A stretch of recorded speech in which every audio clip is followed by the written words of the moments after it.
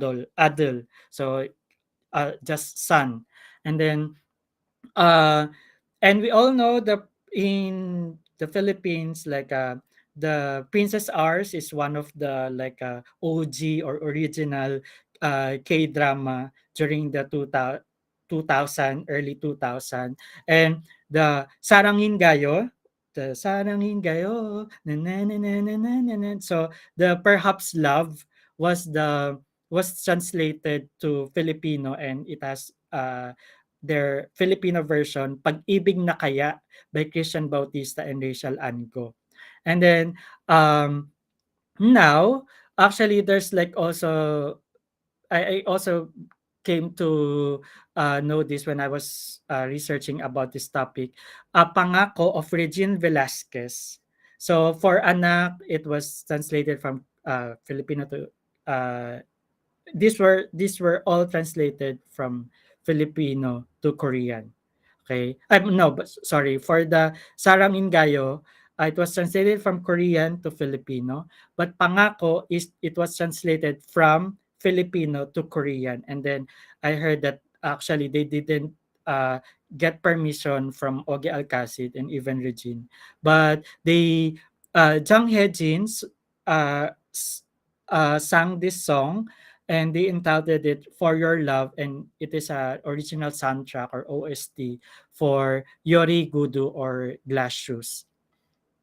And we also have translated books from English, actually, by the Noli Me Tangere, which is a required reading for all Filipinos, was translated from English to Korean by Professor Dong Yup Kim, who also studied in UP Diliman, University of the Philippines, Diliman, for his PhD of political science. And the title of this in Korean is Naril Manjaji Mara.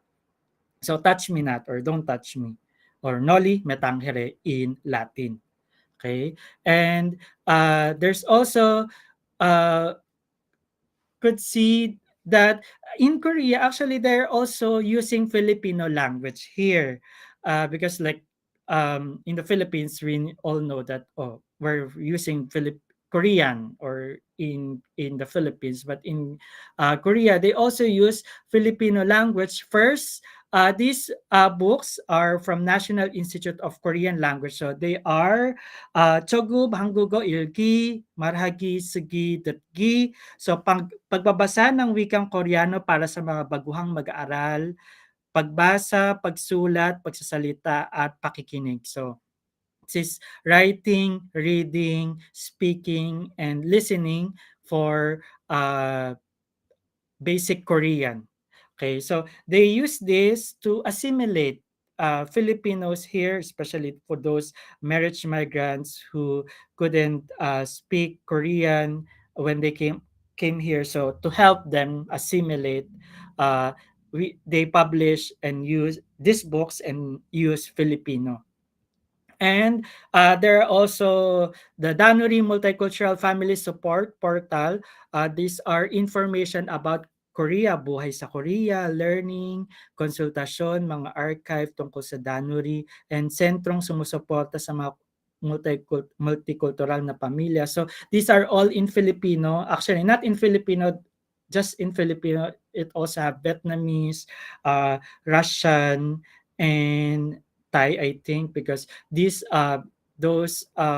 country belongs to the top 5 uh, marriage migrants. Or so they use Filipino here in Korea to for assimilation and for helping those who already settled here. And in the Philippines, aside from K-pop and K-drama, and of course, many of us can or perhaps some of you prefer like watching those dramas in Korean, even, and then reading the subtitle. But as observed by some scholars, Koreanists in the Philippines, their advertisement, the Hangul, which is sometimes not even correct. So, for example, this one, as you can see, the Hangul is upside down. So why? But some of their advertisements are in Korean or in Hangul. Okay, and then interestingly, there are also some new words form from these interactions. So in Filipino, in 2010, word of the year, there's the core. It came from a uh, from gay language, and it is a noun which refers to the phenomenon of South Korean citizens' migration to the Philippines to study or do business, and it means that they are temporarily living in the country. And then another word is the Kopino. So it is amalgamation of Korean plus Filipino, and this refers to a person of mixed Korean and Filipino heritage, and a significant number were abandoned by their Korean fathers, especially in the Philippines. So Kopino is have has like neutral to negative connotation in the Philippines, and in Korea, they also use Kopino more on the neutral side, because like they just to refer to children of Korean and Filipino couples. And as of 2020, their numbers in the Philippines is actually 30,000. 30,000. And this is a result of those influx of Korean tourists in the Philippines. They numbered 1 million. So we could see that some of them not just went there for uh, sightseeing, but also to see the beauties of Filipinas, and then sleep with them, and then they just ran away. So, mm, not, but just not majority of the stories are like this, but um, significant numbers are like this. But there are also those couples, or like strong couples, like my forever couples, na they marry in the Philippines or in Korea, and then they have their children.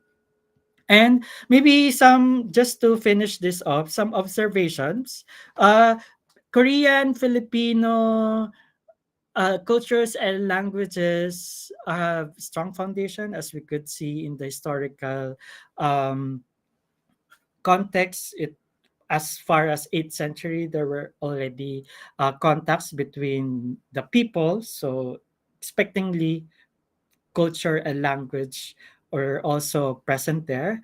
And uh, amo, for these contacts, there are positive and negative impacts or implications to this. So positive, like we were able to document each other's culture, and then we also have the we get like new perspective. Oh, this is like a what Korean culture is, and this is what Filipino culture is. So we could adapt the in the Philippine side. We could see lots of adaptation, because like these are new to our tastes. So maybe that's why we borrow or adapt the storyline and even the aesthetics of the K-pop. But at the same time, it can also see like um, on Korea side, like there's not much adaptation, but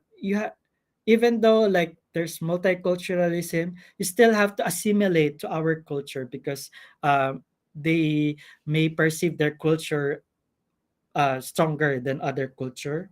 And then, but at the same time, we could see that these are complementary. I mean, they complement each other. Uh, maybe like the better way of saying that, like there are influences, and I couldn't really say that the exchange is really like equal, or because like we could see like there are more if we um analyze deeply, more deeply, uh, because of our um, how do you call it? Like because we see our own culture, Filipino culture, as not that high culture. So when there's other culture like America, or like usually from um, more high economy country like America and Korea, who's like we see their culture as more superior to ours or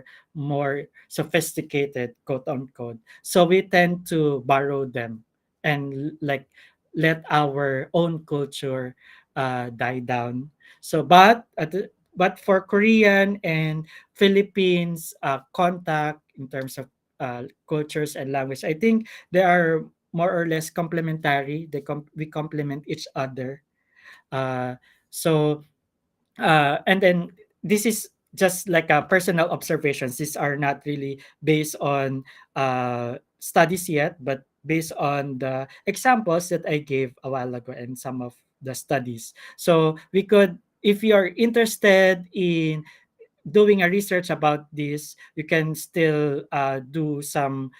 These are the topics for explorations. So yeah, these are my references. Salamat, kamsahamnida, kamsalamat. Maraming salamat po.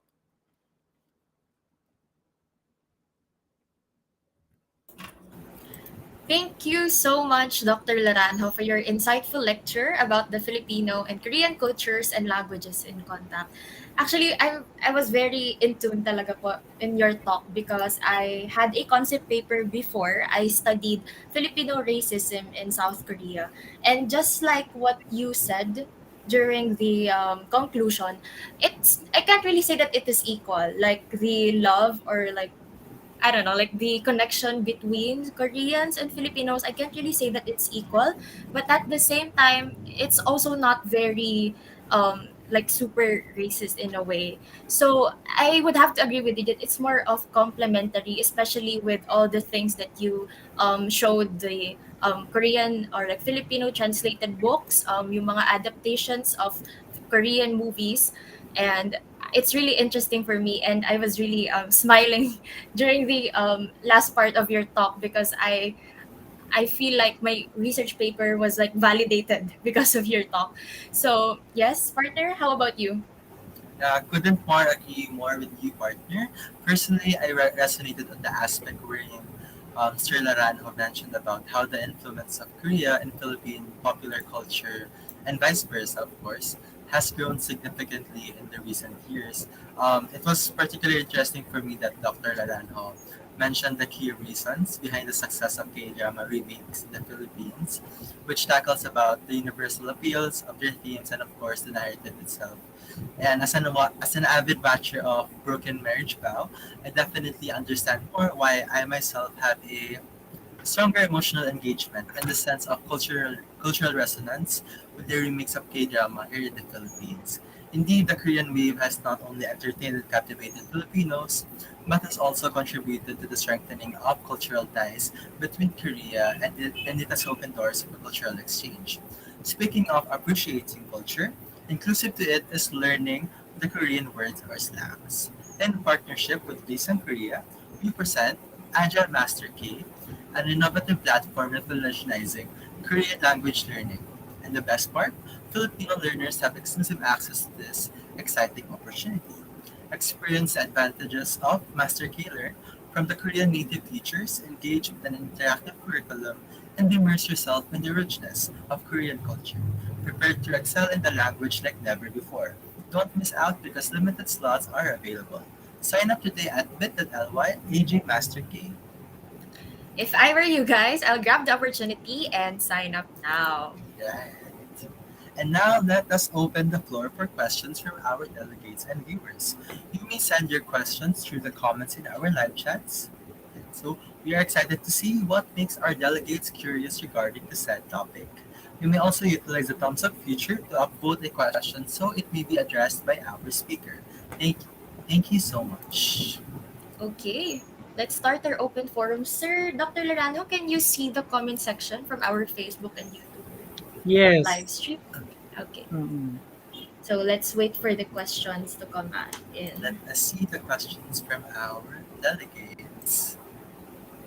Parang wala pang questions. Medyo may lag po siguro on their end. But I believe Yes. marami silang questions. dahil nag-promote na rin kayo, magpo-promote na lang din muna ako bago ano, Sure, sir. mag Sure thing, sir. sumagot ng ano. Kasi baka merong sa inyong mga army, merong Filipino version Mm. ng PTS book, 10-year ano nila, 10-year anniversary. So, um, isa ako sa mga translator tsaka si Sir JR din yung sasalita sa from Oh. Korean to Filipino. So, yan. So, merong Filipino, yan hindi ko lang nasama kasi July 9 ang ano nun release nun pero pwede na kayong mag order sa APAP. Nakita ko ano din or sponsor din yung APAP, di ba? So, sa APAP under Adarna publication. So, mga comment diyan yung mga ano, mga army borahe. Hindi ako army pero Let ano, us bili support na sir. kayo nung ano, ng book namin in Filipino, Filipino version 'yon.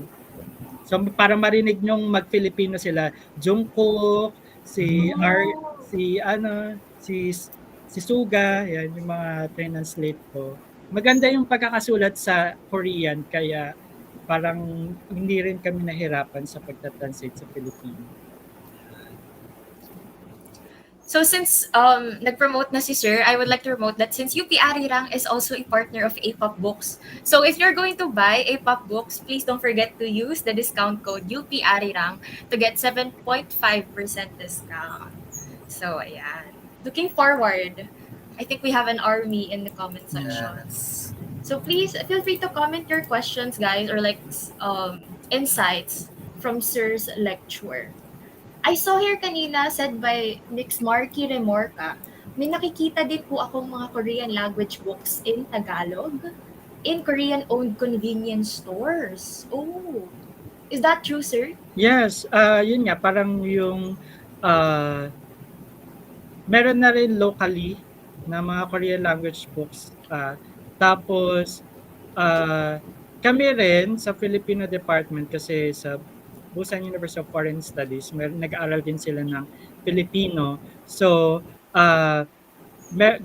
gumawa na rin kami at meron din kami ginagawa ngayon na modules or textbook na tungkol sa Filipino at ako yung translator papunta sa Korean. So, kaya masasabi nga natin na complementary. Now we have So a we, question ayan, from Dora. Marky Remorca.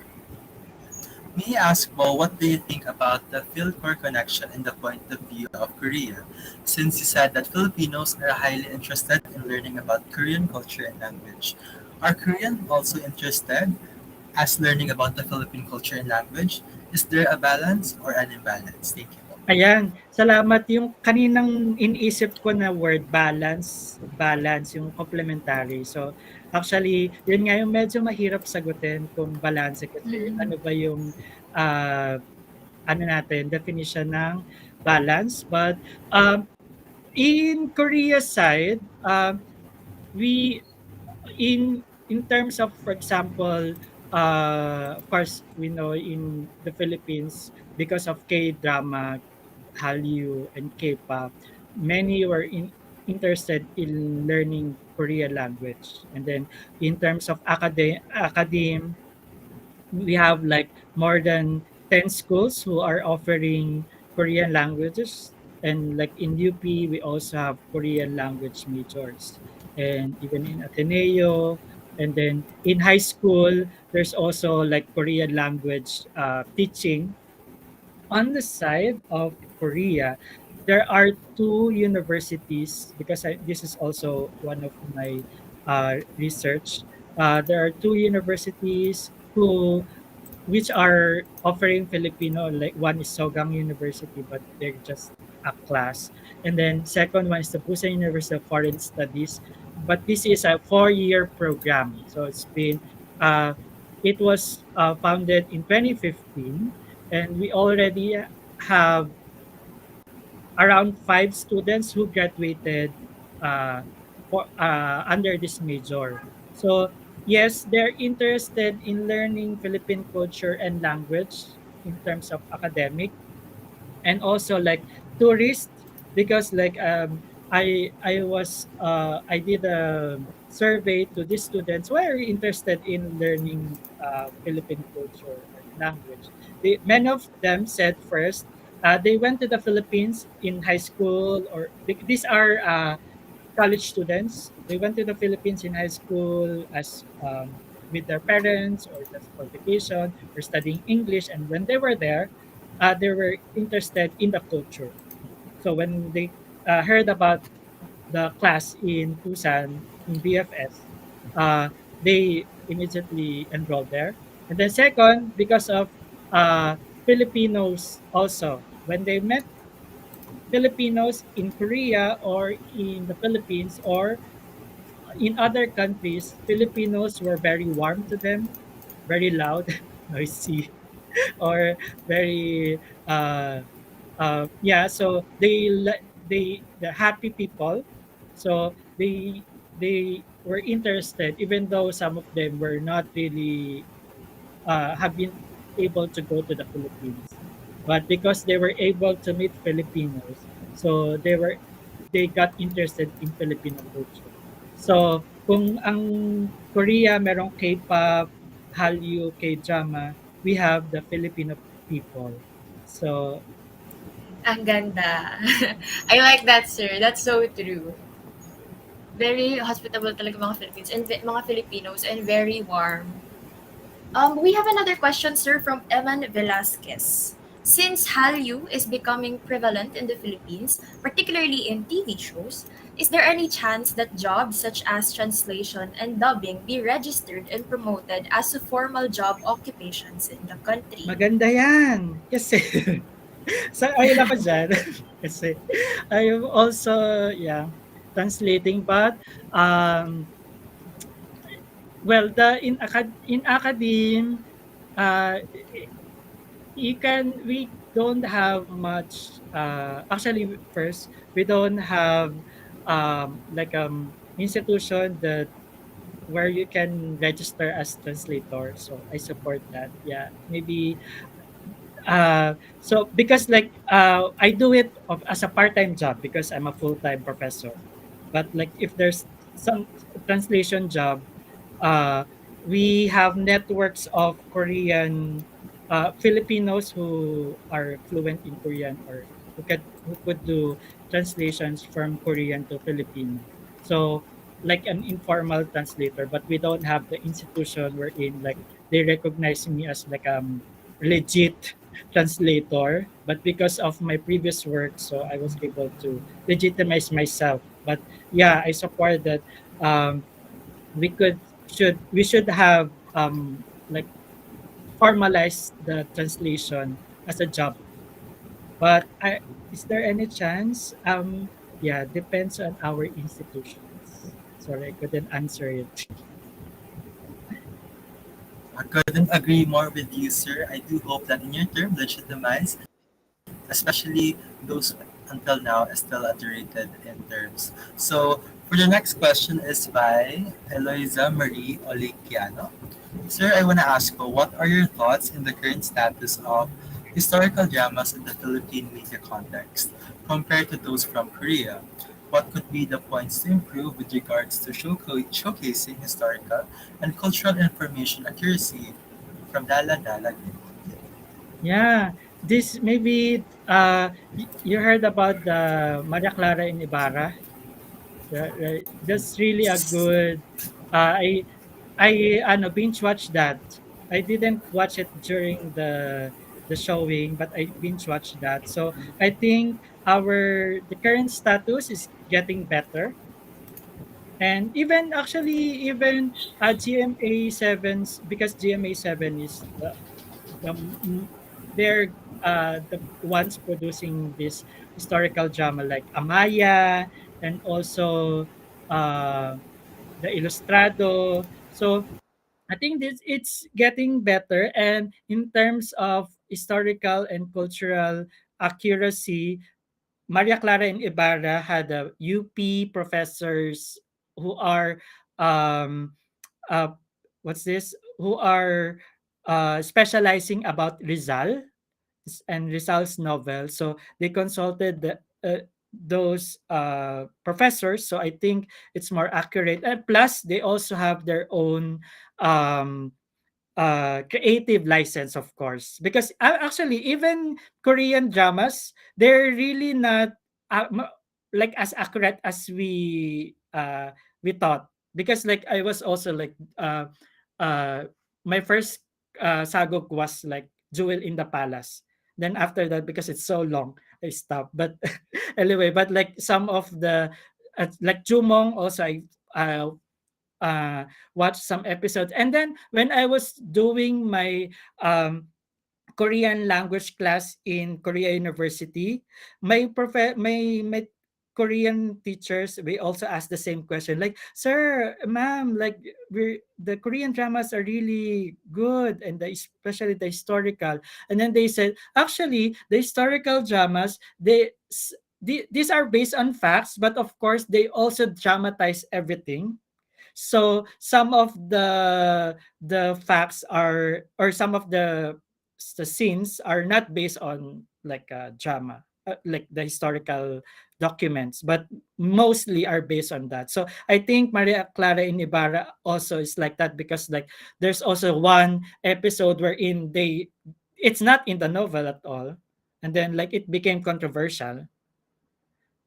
So like what's this, like yung nag-aklas sila, parang sa isang simbahan tumayo sila na parang dinggin nyo kami, something like that. And then medyo naging ano siya, kasi wala daw dun sa novel. Pero I think that's creative license, and sabi nga ng even nung Maria Clara Ibarra, these are ano, based on the novel, and it's not restaging the whole novel. So I think it's the same with Korean dramas and even Philippine historical dramas. So I agree, sir, no? Kasi actually yesterday I just finished watching Love in the Moonlight, another very iconic Segok drama. And I would have to agree that sometimes it's really not that realistic what we see in Segok dramas, because there are times when, especially in romance, you would think na, is it really that easy for a prince to be with like like an ordinary girl back in time. So I would have to agree that even it's based on facts, definitely, but they really have a creative license to to revise and also to consider the dramatistic side of the K drama. So we have another questions. There are a lot of questions for you, sir. We have from Matthew Joseph. What movement could be done aside from promotion of our own culture for fellow Filipinos to keep in touch with their own culture despite extravagant appreciation of Korean culture? Love the Philippines. Well, kasi yun nga, I think it's embedded in our culture already. I mean, uh, we are, maybe one distinct characteristic of Filipinos or our country is that we're really open to, uh, where we are receiving whatever, sorry, whatever culture we have or influence us. Actually, we receive that, like we embrace them. Like actually, Korean dramas is not just the only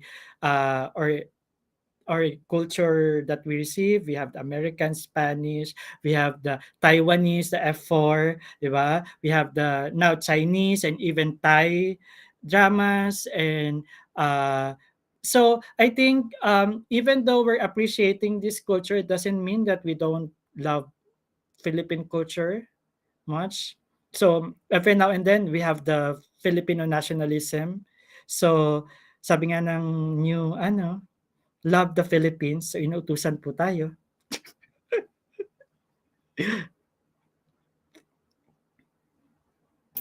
I do agree with you, sir, from the short word love the Philippines, that even though Filipinos really do embrace the culture, it doesn't really equate to living Philippines or loving the Philippine culture behind.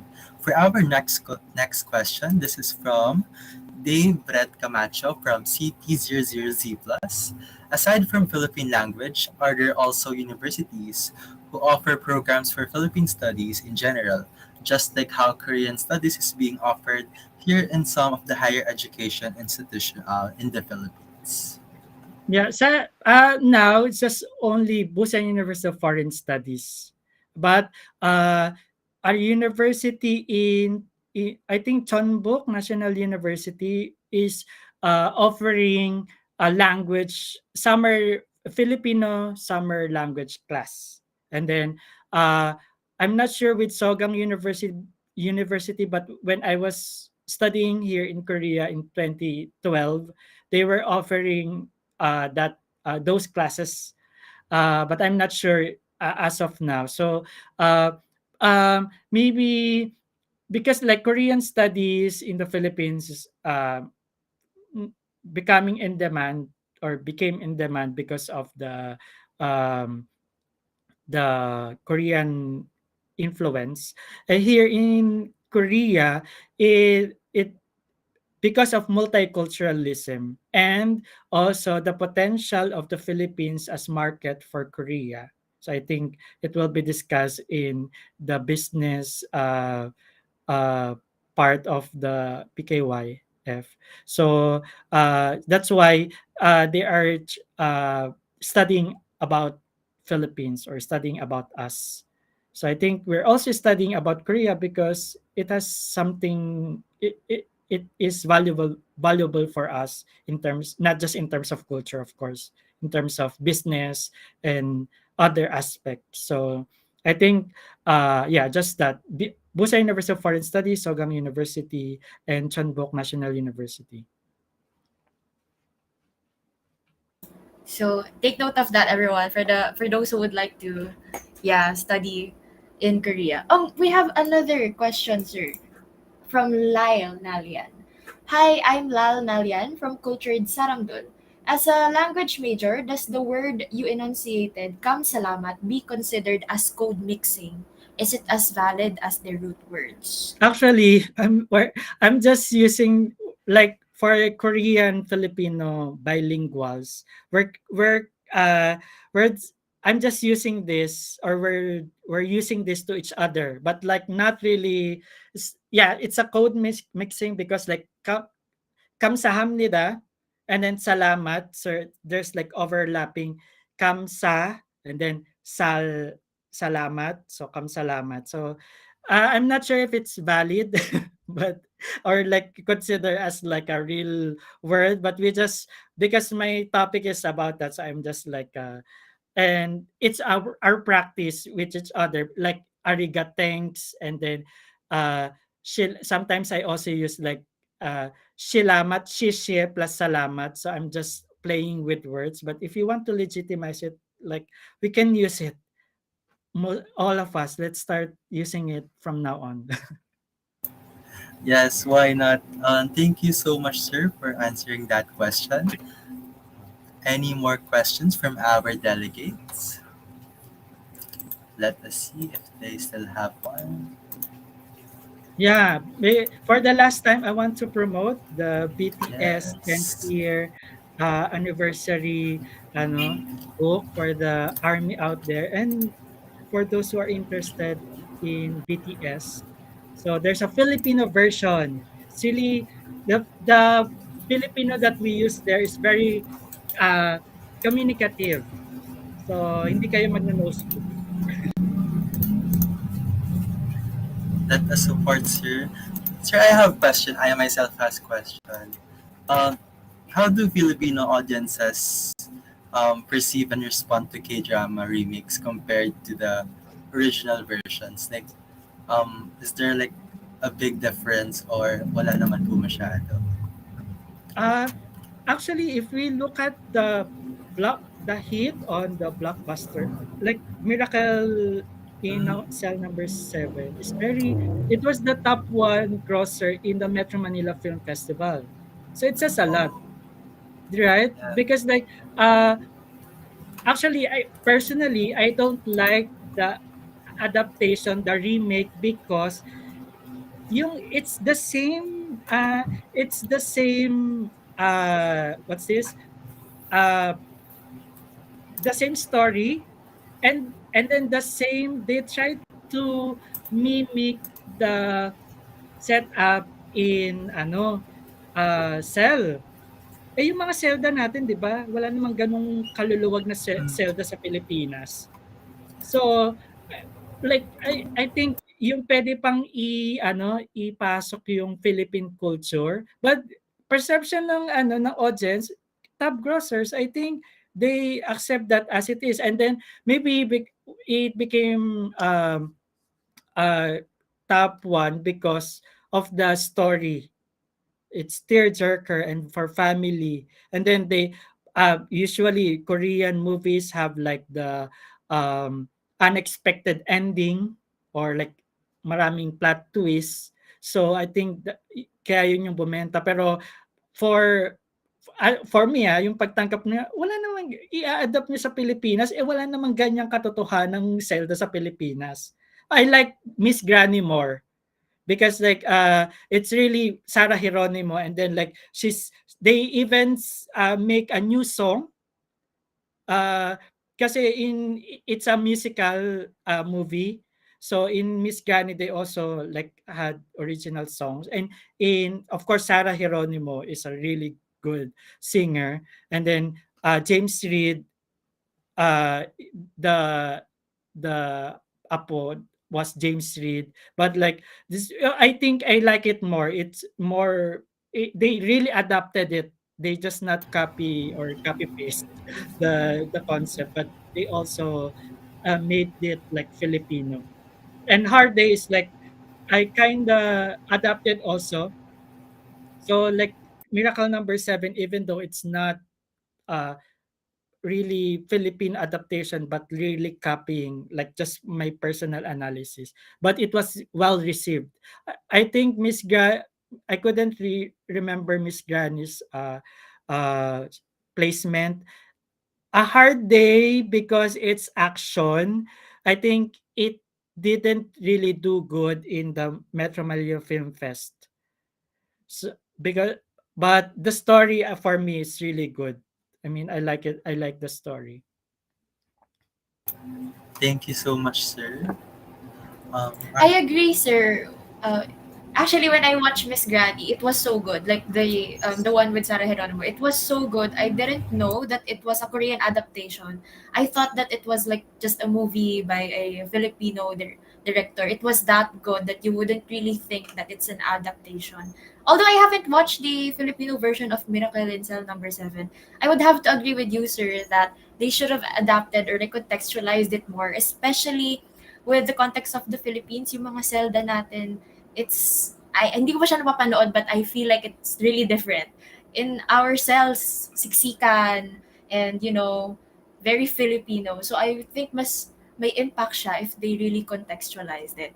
So I think that's all for our open forum. I do think that's Thank all. you. Yes. Thank you, everyone, for your questions. Unfortunately, this is all the time we have for the open forum. We apologize for those questions that we weren't able to ask our speakers due to time restrictions. If the delegates have any more questions that you would like to ask, you may send them to us so that we can relay them to the speakers. With that, we would like to recognize our dear speaker, Dr. Ronel Aranjo, to be given a certificate of appreciation. This certificate of appreciation is hereby given to Dr. Ronel O. Laranjo for imparting their valuable knowledge and insights during the 2023 Philippine-Korean Youth Forum with the theme Crossover, Reimagining and Embracing the Future, given this July 2023. And we call on our documentation officer for the photo op with our esteemed speaker. Kamsalamat. Maraming Salamat. salamat. Kamsahamnida. Thank Okay, I you. think our documentation officer is on the live stream. So let's just count, Ram, Okay. for the picture. Ready? One, Two, one, two, three, smile. three, one. Ayan, thank you so much, Dr. Laranjo. Okay, once again, thank you so much to our first speaker, Dr. Laranjo. We truly had a fruitful discussion this afternoon. I have learned so much in the questions already. Now it is time for a quick break as we prepare for what's more to come in our next talk. After 10 minutes, we'll proceed to the open forum, so keep your questions coming in the comment section. And of course, let us listen for the second speaker. And with that, PKYF 2023 will be right back.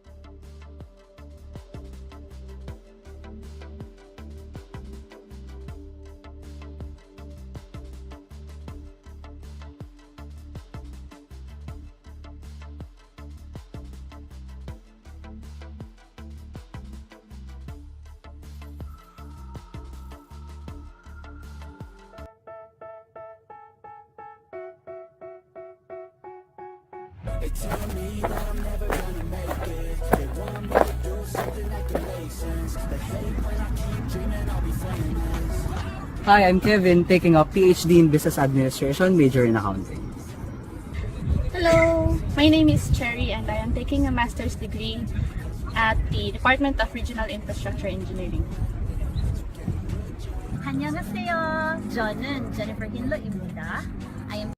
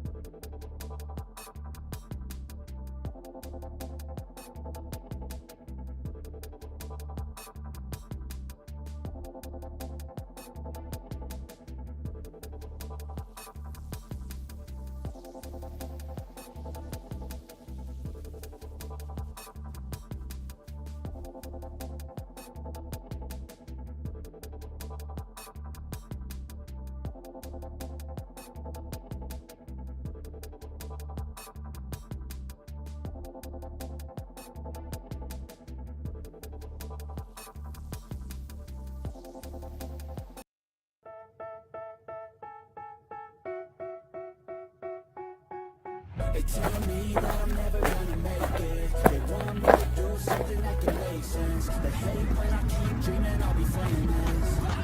I'm Kevin, taking up PhD in Business Administration, major in accounting.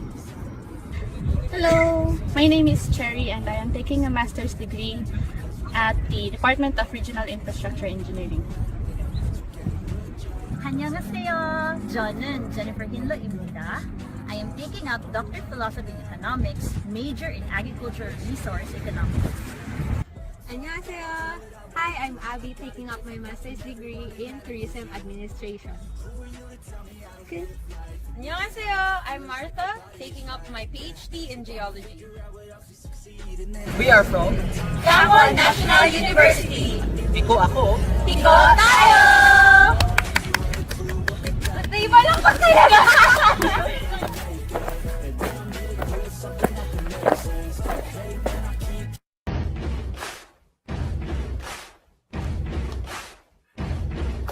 Mabuhay everyone! I am Karil Annenberg-Kilya, studying PhD in Urban Engineering dito sa Chuang University.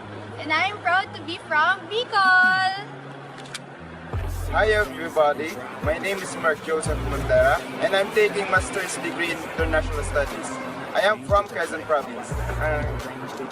Hi everybody, I am Arvin and I'm currently taking up Global MBA at Chuang University and I am from Tondo, Malaysia.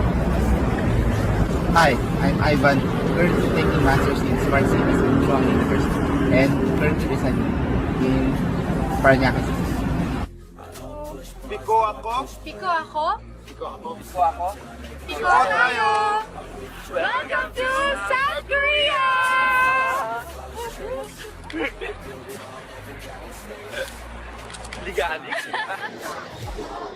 Naval, Senior Women's University, MA in Media and Communication. Piko ako, piko tayo. Let's go.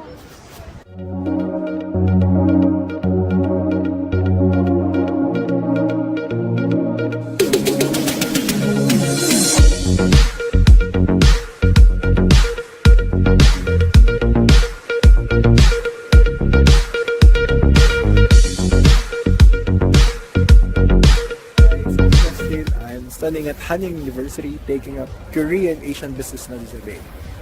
Welcome to South Korea! Piko ako, piko tayo. Mabuhay! Hello, I am Jollibee Iran S. Santiago, currently a freshman student of Part A School of Policy and SEMO of the Yongnam University here in Yongsan. My program is Master of Public Administration, majored in SEMO International Development. And I'm looking forward to meet you all mga kapwa ko Pinoy scholars. See you soon! Hi, I'm Adele. I'm studying my PhD program in dentistry, specifically in prosthodontics. Hello! Hello, I'm Lester, studying Masters in Aerospace Engineering. Hello! Ako si Lines mula sa Seoul National University. I'm currently studying Public Administration and welcome to South Korea! Hi, I'm Wenron. I'm training in Head and Neck Surgery and Microvascular Surgery. Welcome to South Korea!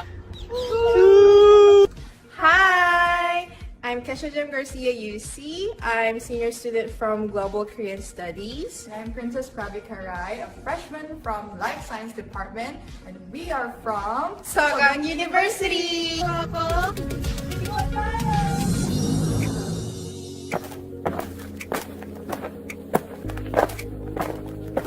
Piko ako, piko tayo. Hi guys, I'm Rusty Mandi. I'm currently taking up my Master's degree in Nursing here at Inha University. Thank you.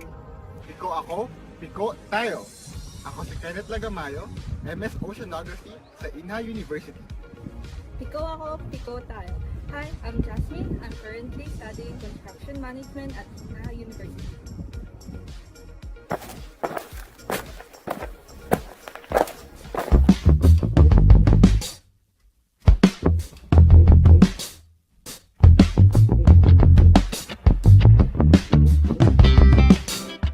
Piko ako, piko tayo. Ako si Dan Varias, isang MS Animal Biotechnology student ng Chung-Ang University.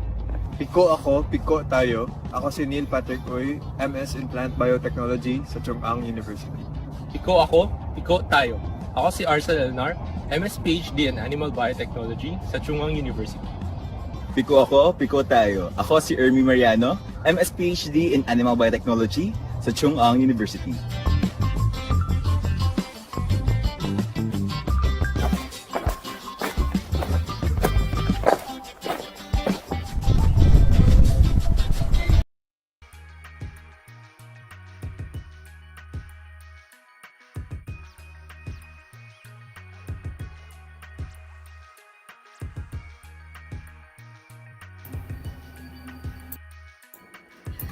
And the Philippine-Korean Youth Forum 2023 is back. We hope that you had enough time to chill because we'll now get back to learning with our esteemed speakers. Now, I am sure everyone is excited for our next talk. Let's not waste any time and now move on to our second keynote speaker for today's lecture on the culture and tourism track. That's right, partner. I do hope that everyone in our live stream is excited for our second talk. Now, as we move forward, our second speaker is an LGBTQIA plus activist from South Korea, and she started her activism in 2006. Starting with her activism in transgender rights organization, she has been involved in advocacy, education, empowerment, and projects on various agendas, and is currently the executive director of the Korean Sexual Minority Culture and Rights Center. She has also been actively involved in international movements, serving as the co-chair of the ILGA Asia, and now as a member of the board as a bisexual representative. To discuss the rainbow resistance, the LGBTQIA plus movements in Korea and in the Philippines, let us give a virtual round of applause to Mix Candy Yoon. Hi. 안녕하세요. Hi, everybody. I'm Candy. Nice to meet you all. I'm very glad I'm invited this forum. Today, I'm gonna tell you about the brief situation in South Korea's LGBTI movement. So it will not be long, and I'm not sure, but I'll try to show. I've tried my best to show the situations. Okay, let's just start. Can you next slide, please? Next slide. Yeah. Well, I will start from the very brief history of LGBTI movement in Korea. Our movement started from 1993, not too early, but not too late. But Korea's movement started growth with the internet. So when the time goes, our movement goes bigger and bigger. And we started first Pride Parade in 2000. I think the Pride Parade in Philippines is earlier than ours, right?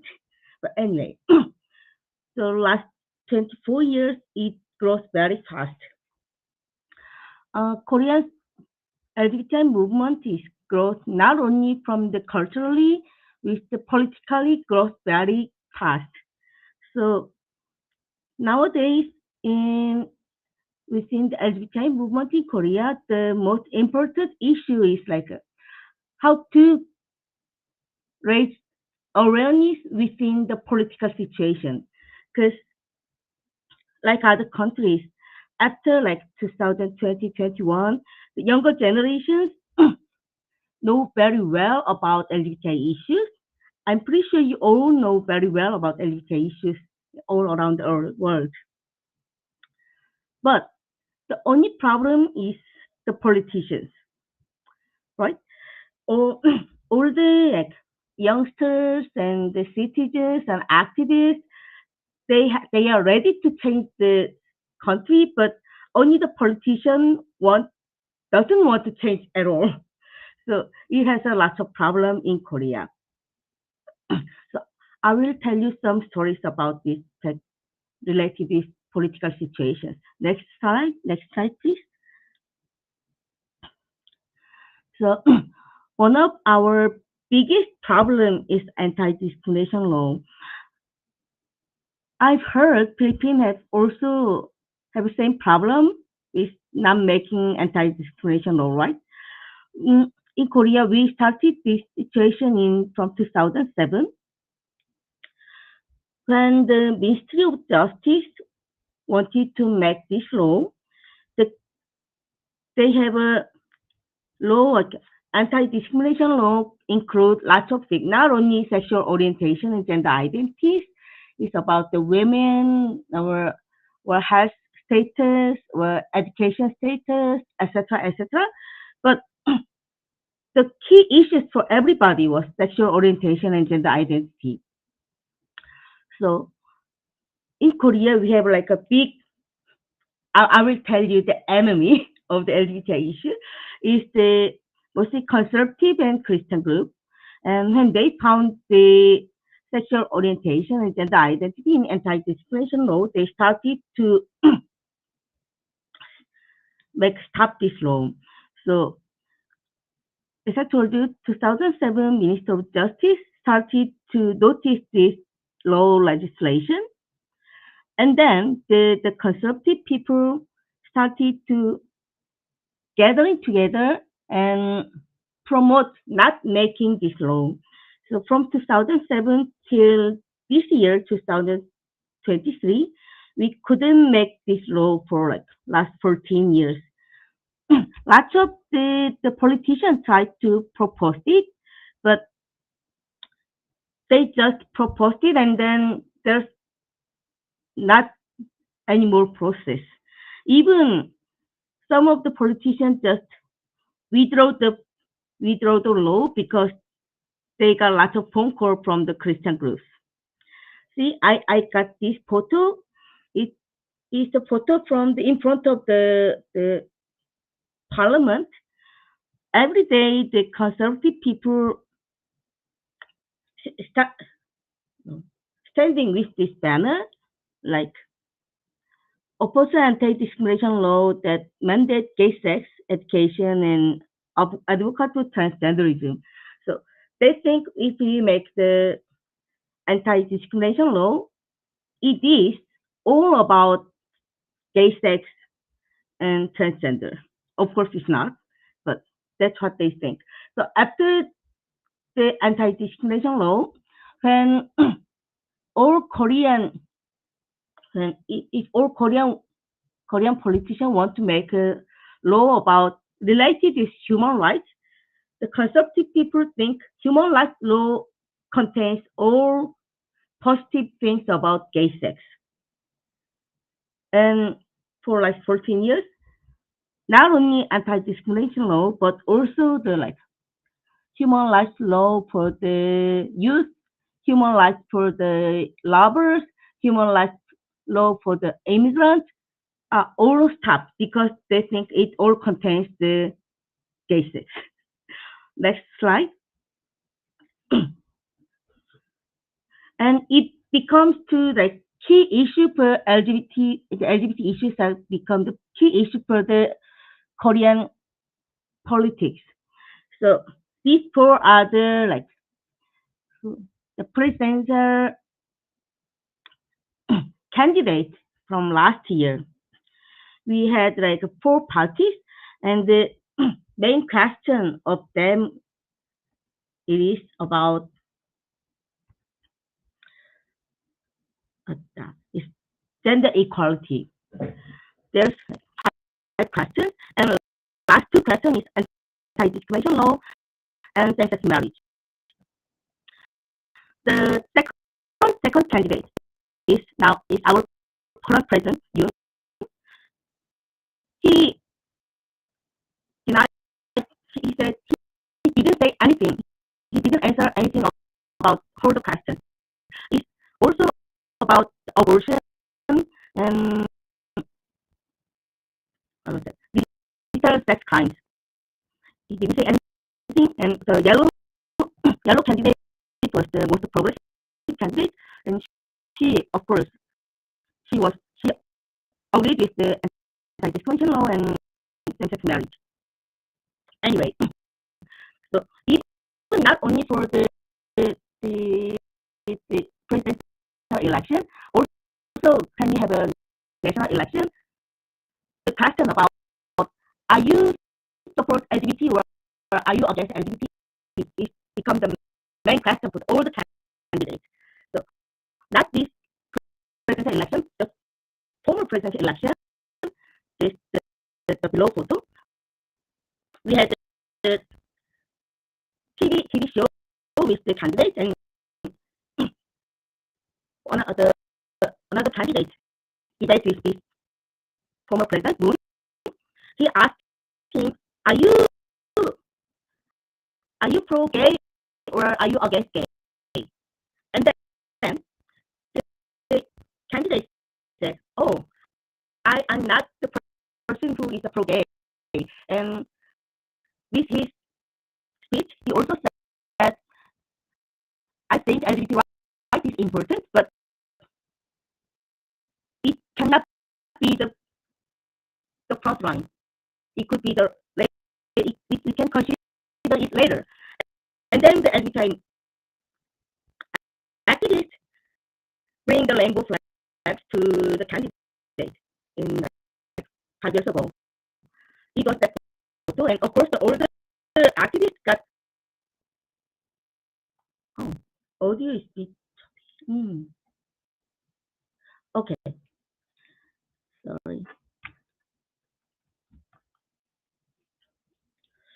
Is it better? Was saying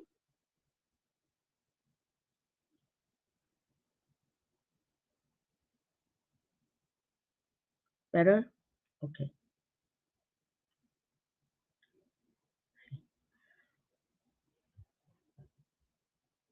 thank you. All the activists are arrested for. It was only one day, but it was our first time to be arrested as an LGBTI activist at that time. I mean, so what I want to say is it is very important in Korean society about how much they against the LGBTI issues. It become their vote. So even though personally the politicians agree with the LGBTI issues and they aware, they try to not to say they are with us because they want win the election. And it becomes to public very well. Can you please take the next slide?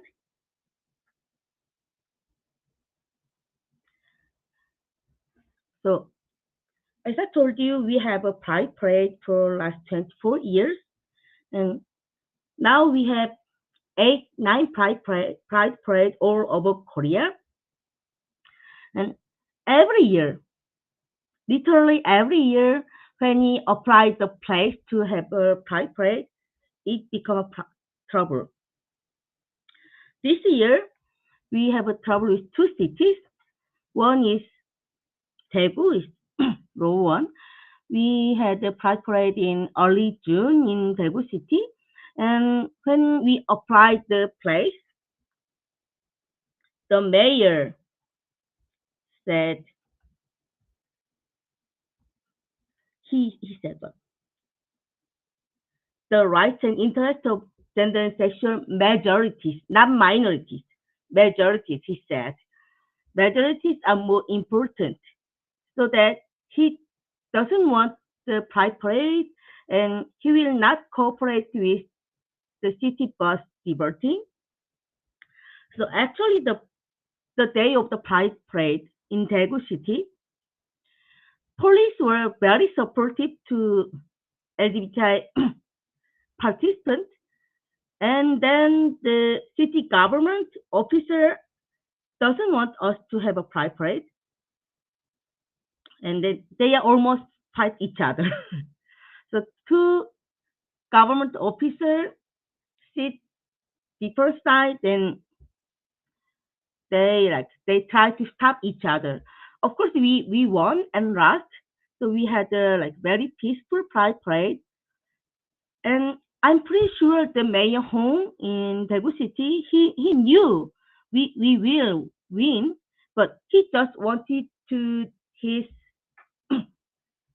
the citizens. He's against LGBTI issues, so that he can get the vote from the conservative people.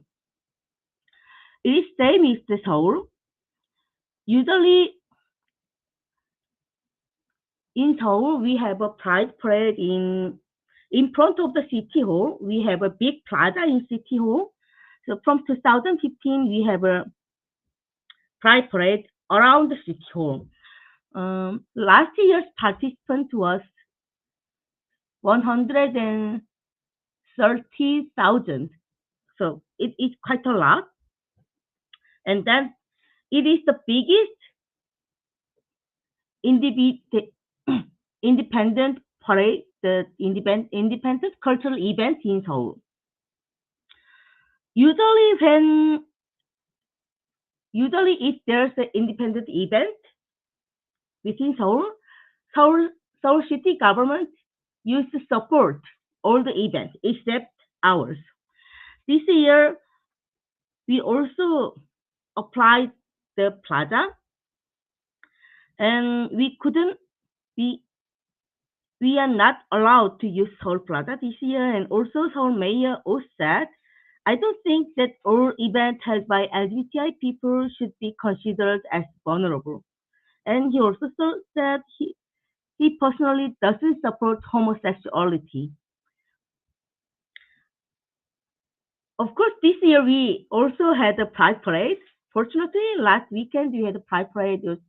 There's a more than 150,000 people gathered, but we couldn't use the plaza so that we registered to the main road in Seoul City.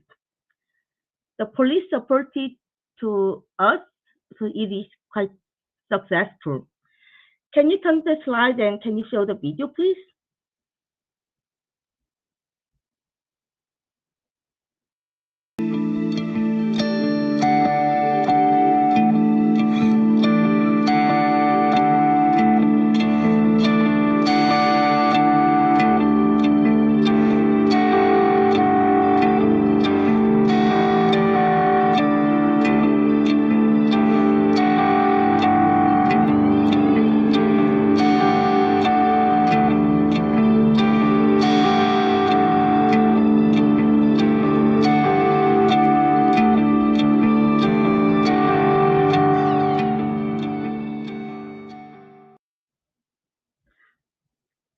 It is quite small, short video, but I just want to show you how many people come into the Pride Parade and enjoy. I can, if I have more time, I want to show their face, and I'm pretty sure most of you may participate in the Pride Parade in Philippines, right? I've heard Pride Parade in Philippines are much bigger than Koreans. So I hope you already knew the vibes of Pride Parade. Next slide, please.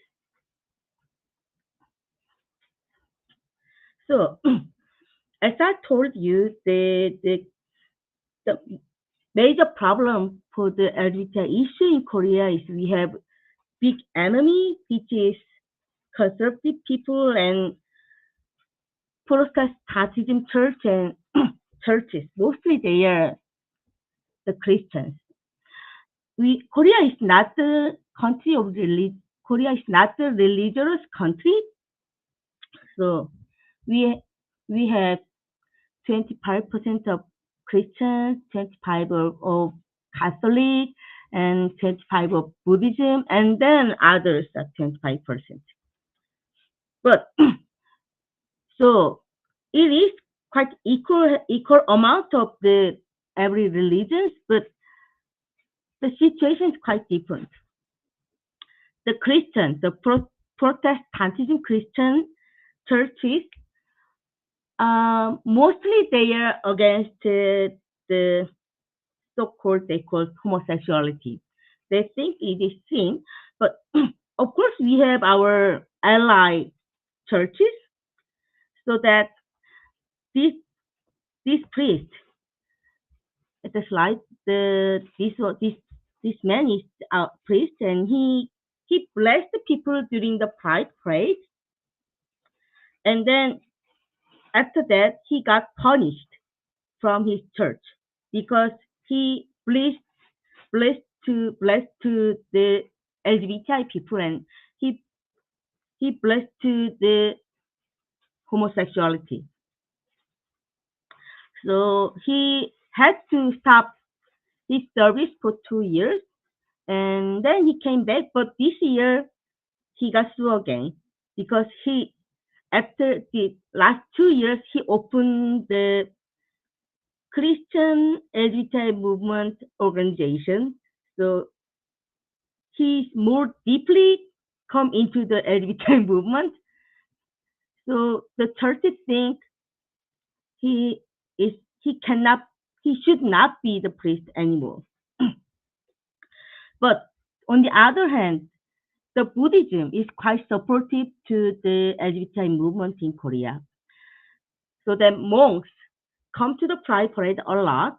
They open their own booth, and even they join the Pride Parade with big amount of people, and they invite us during the event for the Buddha's birthday.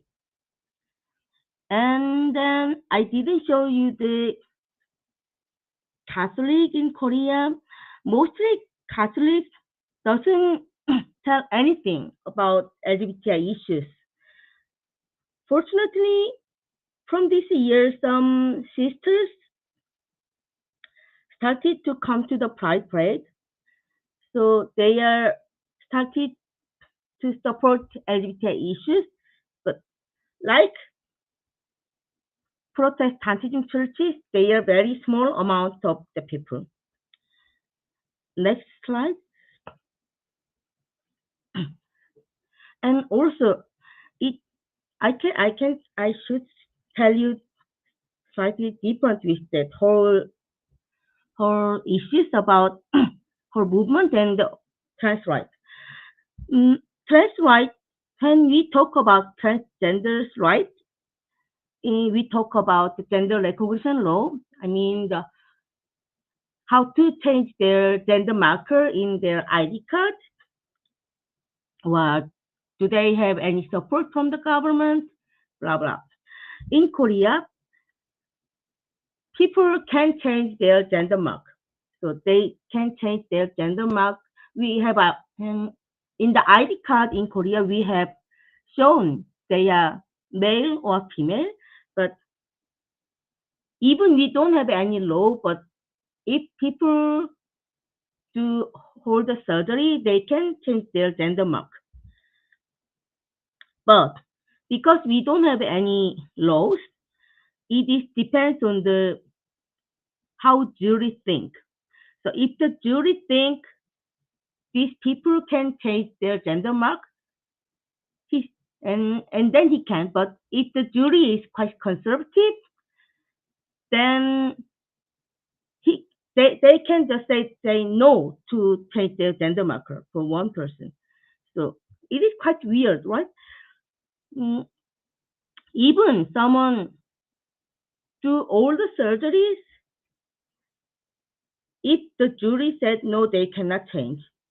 So people, the activists and the politicians try to make the gender recognition law, but it like anti-discrimination law, it is not their priority. So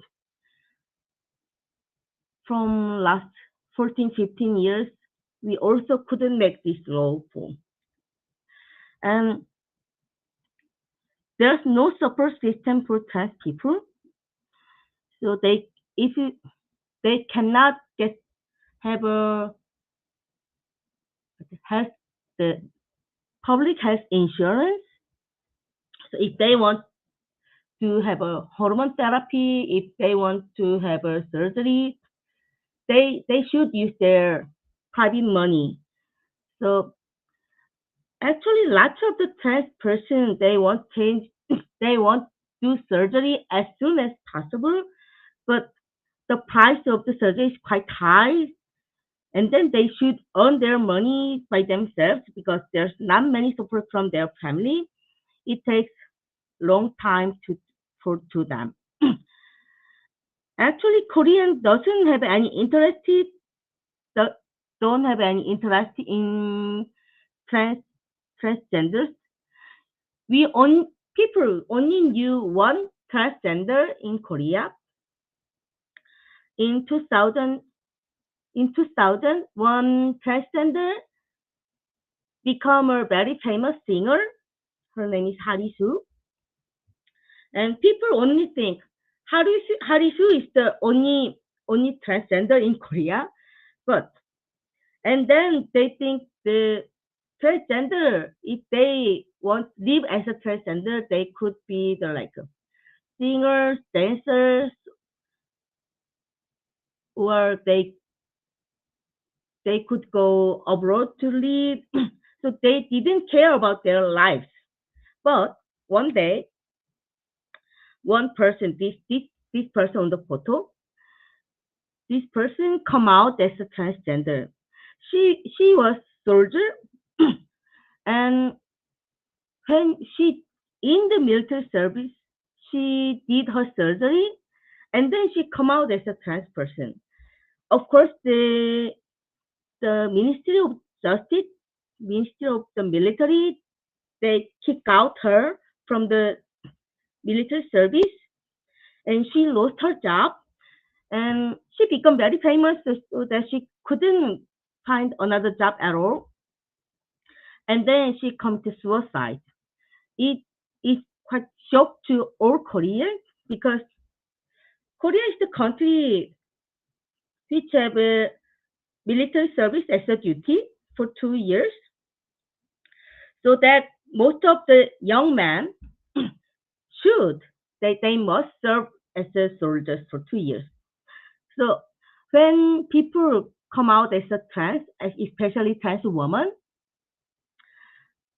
the public think they are the people who doesn't want to serve the military. So they just say they are transgender, and then when they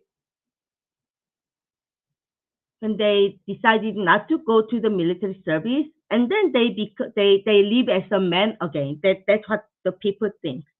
But she come out, and then she come out as a transgender, and she said she loved our country. She wants to serve as a soldier for a long time, and then people realize there's a person who wants to be a soldier and transgender, and they also realize if someone is transgender, it is really difficult to get a job as themselves. So lots of people started to think about trans rights in Korea, but I can say it doesn't make any change. At least people are aware more, get more awareness than before. Next slide, please. So, as I told you about awareness, the National Human Rights Commission survey on public perception of discrimination in 2020, just after COVID. People, most 73.6% of people said LGBTQ people should be respected and treated equally. It's same. It's much more than before, because like early 2000 and even 2010, 15, I think less than 50% answered LGBTQ people should be respected. But when people experienced the discrimination because of the COVID, they realized any person can be discriminated, and then they realized LGBTIQ people also should be respected. But next slide.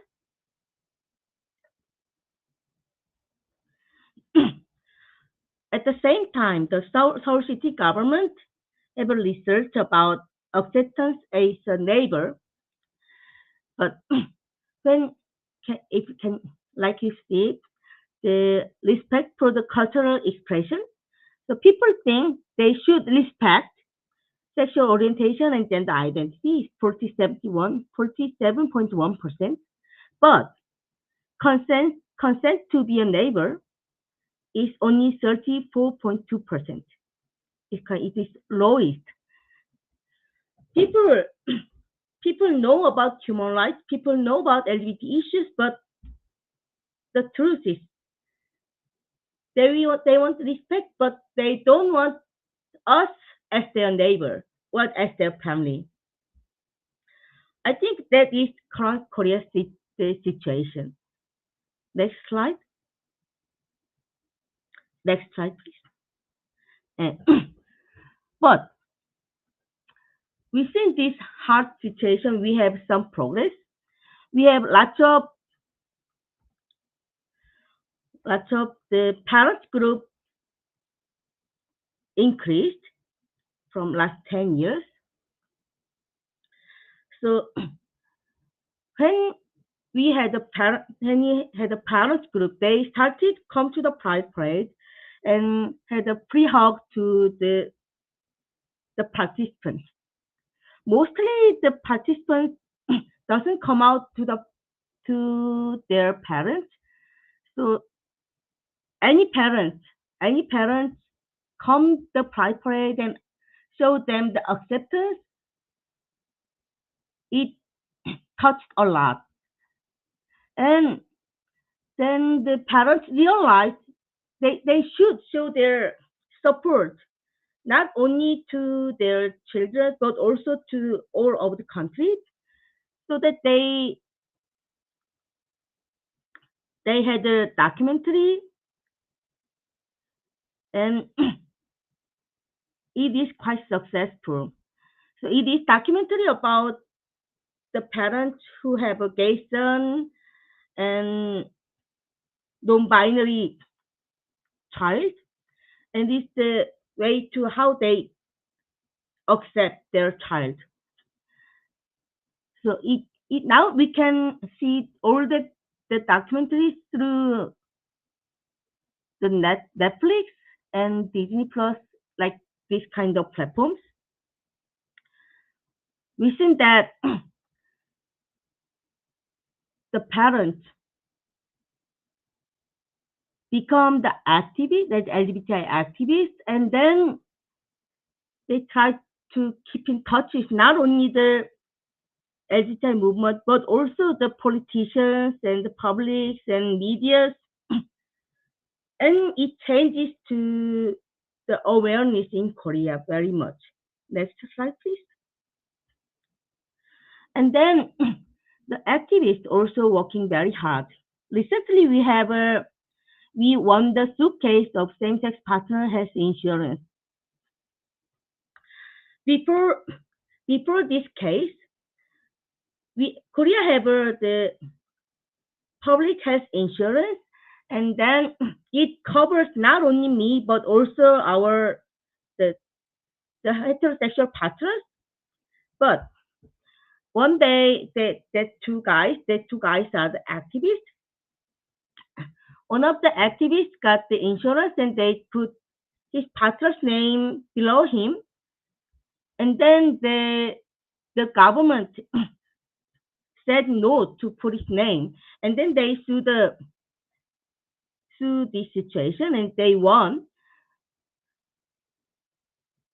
At the decision letter, the jury said same-sex couple, even we don't have any legal status for the same-sex couple, but same-sex couple and heterosexual couple are not different. They have love, they live together, they share their house, etc., etc. So that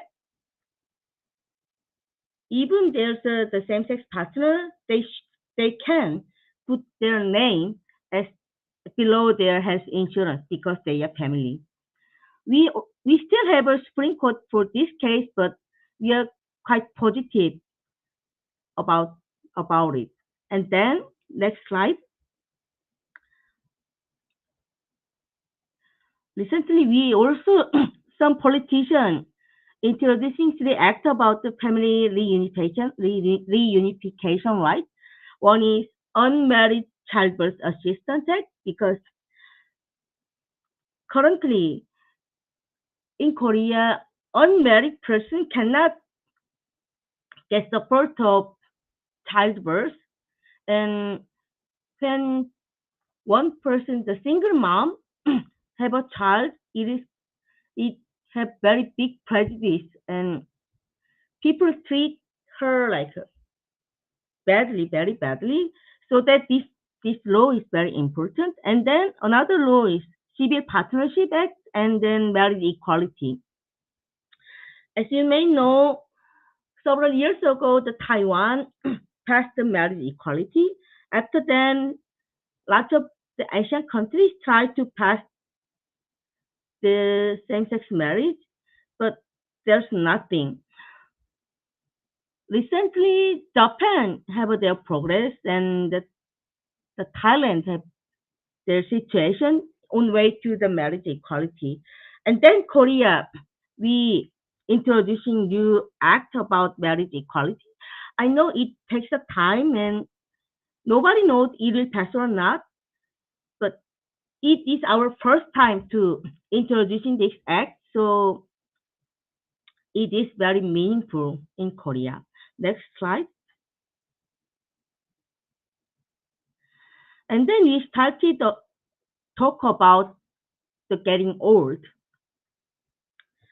Even we introduced the Marriage Equality Act, currently we doesn't have any law to support same-sex couple. So in community level, we try to introduce people how to use the legal the laws to same-sex couple because they are getting old and people are getting worried about when they go to hospital or when one person got passed away, another partner cannot get any inheritances or they cannot be the guardian of their partners because they are not the strict with the law. So people are really worried about how to get old and this kind of older situation. So in community level, we are trying to teach them how to use the law or how to use the hospital or how to use the social welfare system as well as with young people. Next slide. 2 years ago, we had a promotion paper in the subways. It said LGBTQ people are in your everyday life. When you put it on the subway, someone cut it 3 times. And then we put it again 3 times. And then finally someone got arrested. But anyway, it shows how the public awareness is alike. So we want to show the people, even you try to delete us a lot, many times, we LGBTQ people know we will win over your hatred. So we are try to show us as much as we can, and we are trying to talk to the politician as much as we can, and do have a pride parade all over the countries. We are doing our best for the not only for us, for our next generations, and for our future us. I hope the Philippines. I don't know very well about the situation in Philippines, but in Asian context, LGBTIQ issue is always have a like a is quite not supportive all of the Asia, but we are trying our best to make better Asians. So if there's the queer people in our forum, I want to tell you we have hope, we have positive mind, we have like a better future. So don't worry about it. We'll get better. And finally, when, whenever I try to talk about LGBTI issues in Korea, the one thing people want to know about is the K-pop stars in Korea. Because they look so queer, so everyone wanted to know are they gay or not, queer or not. But unfortunately, they never talk there about their identity at all. When they go to the like so-called Western country, they bring the rainbow flags. They say they are support LGBTI people, and they do their performance during the Pride Parade in the USA. But when they come back to Korea, then they don't say anything about LGBTI issues. So I can say I don't know their identities, but also that in all the survey all around the world, at least 2% is queer, and whether 10% is queer all over the population. So who knows? There must be some queer people within the K-pop stars. And so if there's a K-pop fans, please give them like crafts when they bring the rainbow flags and tell them, ask them about LGBTI issues as much as you can. And then one day, I hope they will tell you about their identities or their opinions about LGBTI issues. That's it. Thank you.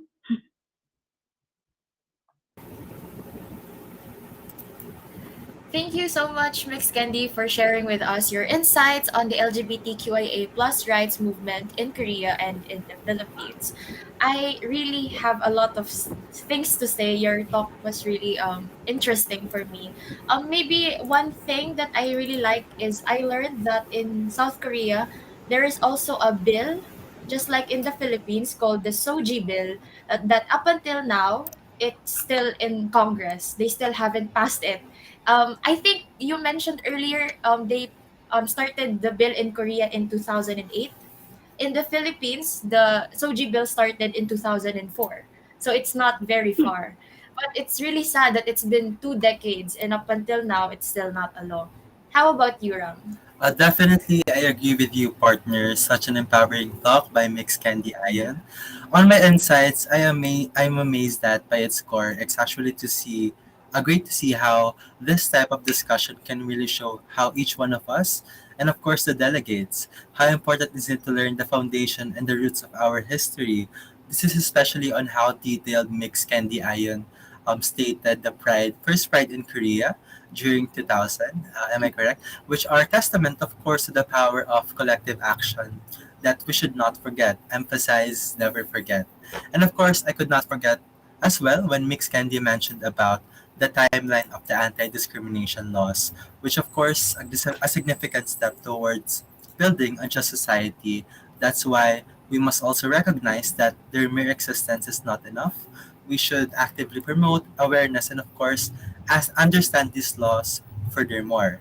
While there is still much work to be done, I do agree that these movements have made a significant progress in challenging the societal norms in Korea and of course soon in the Philippines as well.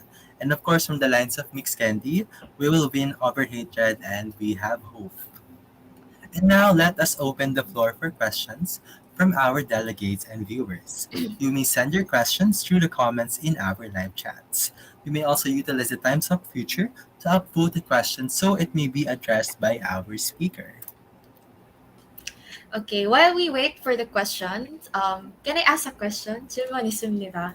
I heard earlier you said that there are only a few transgenders in South Korea.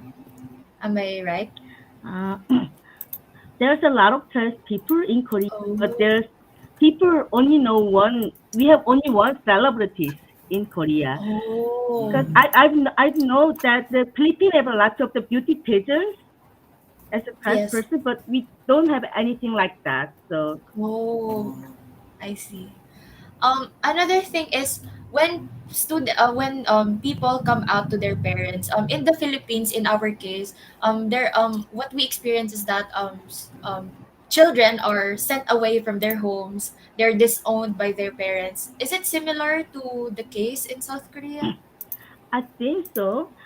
Some children kick out from the families, and even parents doesn't kick out of them, but they cannot live with their parents because parents doesn't accept them as themselves.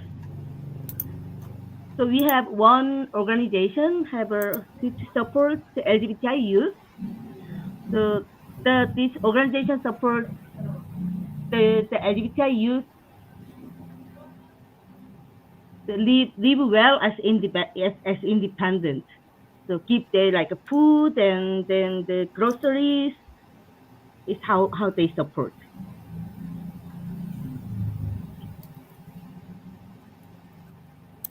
Now let us wait for the questions if our delegate has any questions.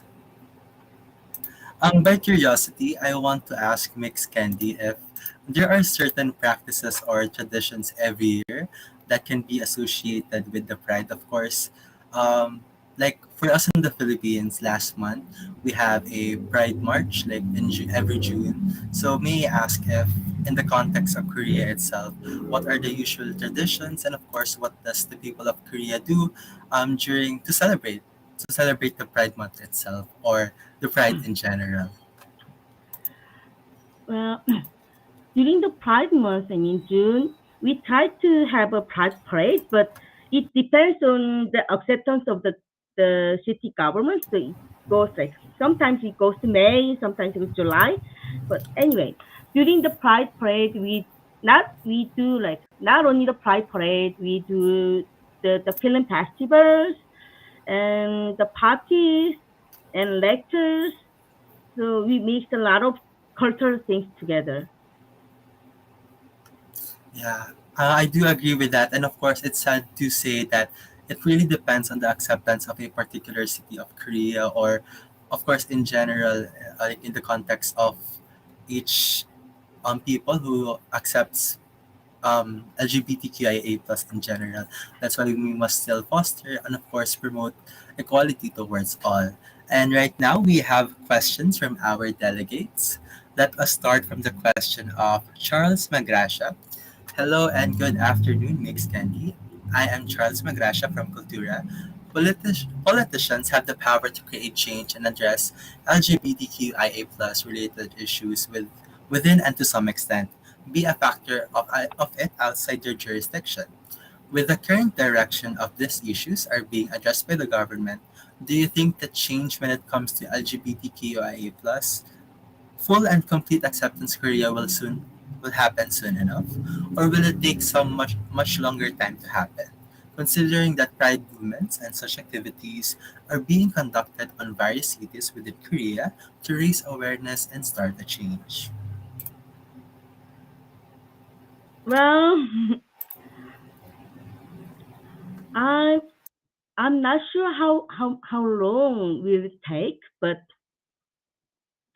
I hope like it actually the Korea changed a lot. My first Pride parade was 2006 or 7.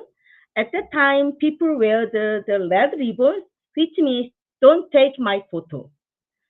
At the time, like 90% of the participants in the Pride parade, they wear the red ribbons because they don't want show their photos. They really worried about the out their identity. But this year, nobody wears the the red ribbon anymore. And when the like media comes to them and show them the cameras, they are smiling. So I mean, the lots of the queer themselves, they have more pride than ever, like last 24 years. So it changed. The awareness of the public is quite like increased, but the only problem is the politicians and conservative people which have powers a lot. So I hope the change, I mean the legal change come by 10 years in like marriage equality specifically, but I'm not sure because whenever I give the lecture, I'm said we are we are staying edge of the mountains. It means we can change tomorrow. Change will come tomorrow or 10 years later.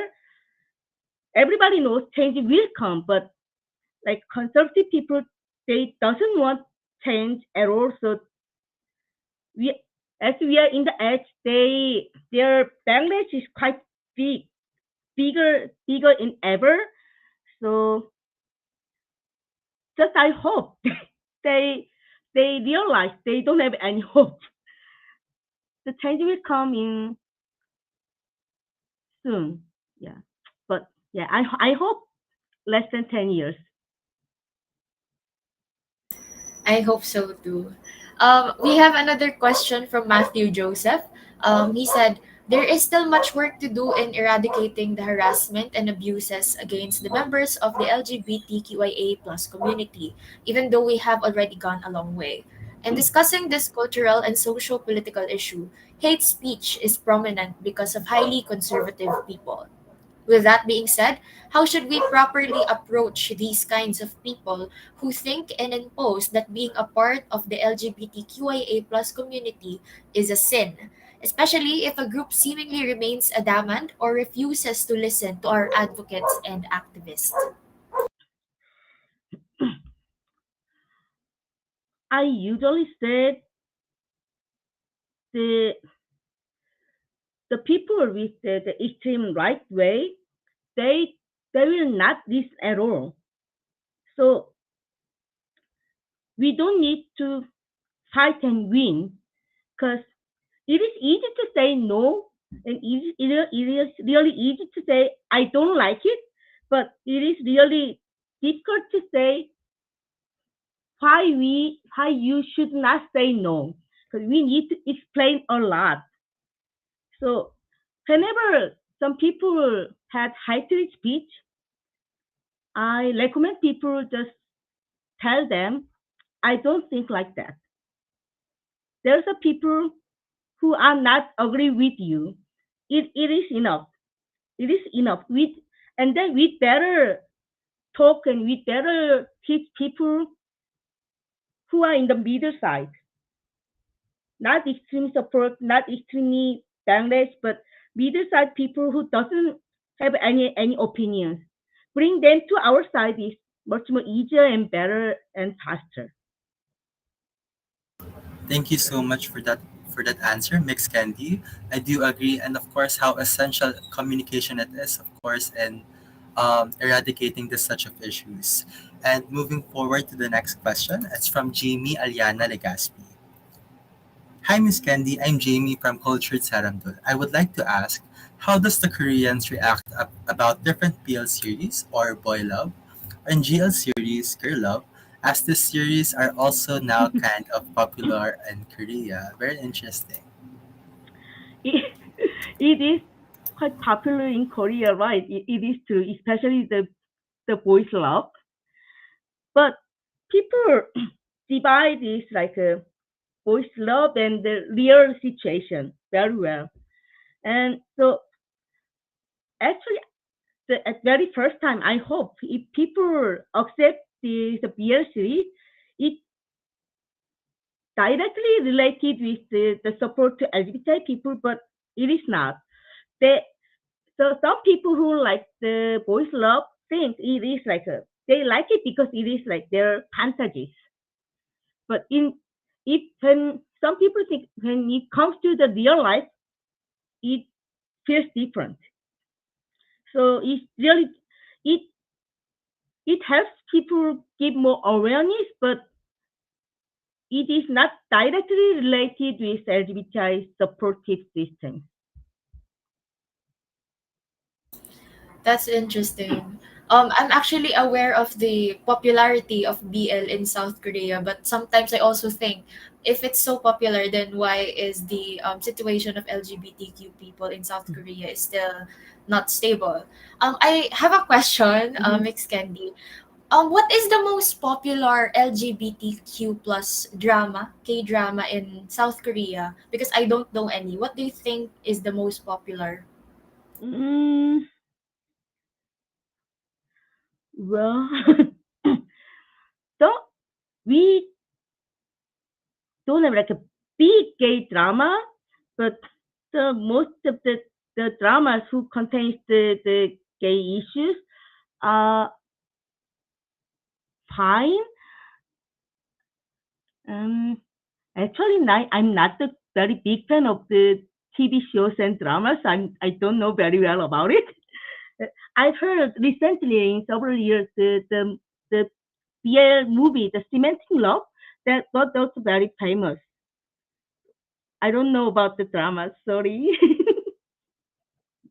Oh, it's okay. I just thought that since K drama is very popular globally, and these K dramas really impact a lot of people, because of K dramas, there are more people loving South Korea. I myself, because of K pop and K drama, that's why I'm here. So I believe if we incorporate more LGBT stories, plots, and characters in K dramas, it will really affect a lot of people, not just Koreans, but people and youth all over the globe. So, having said that, we have another question from Nathaniel Beltran.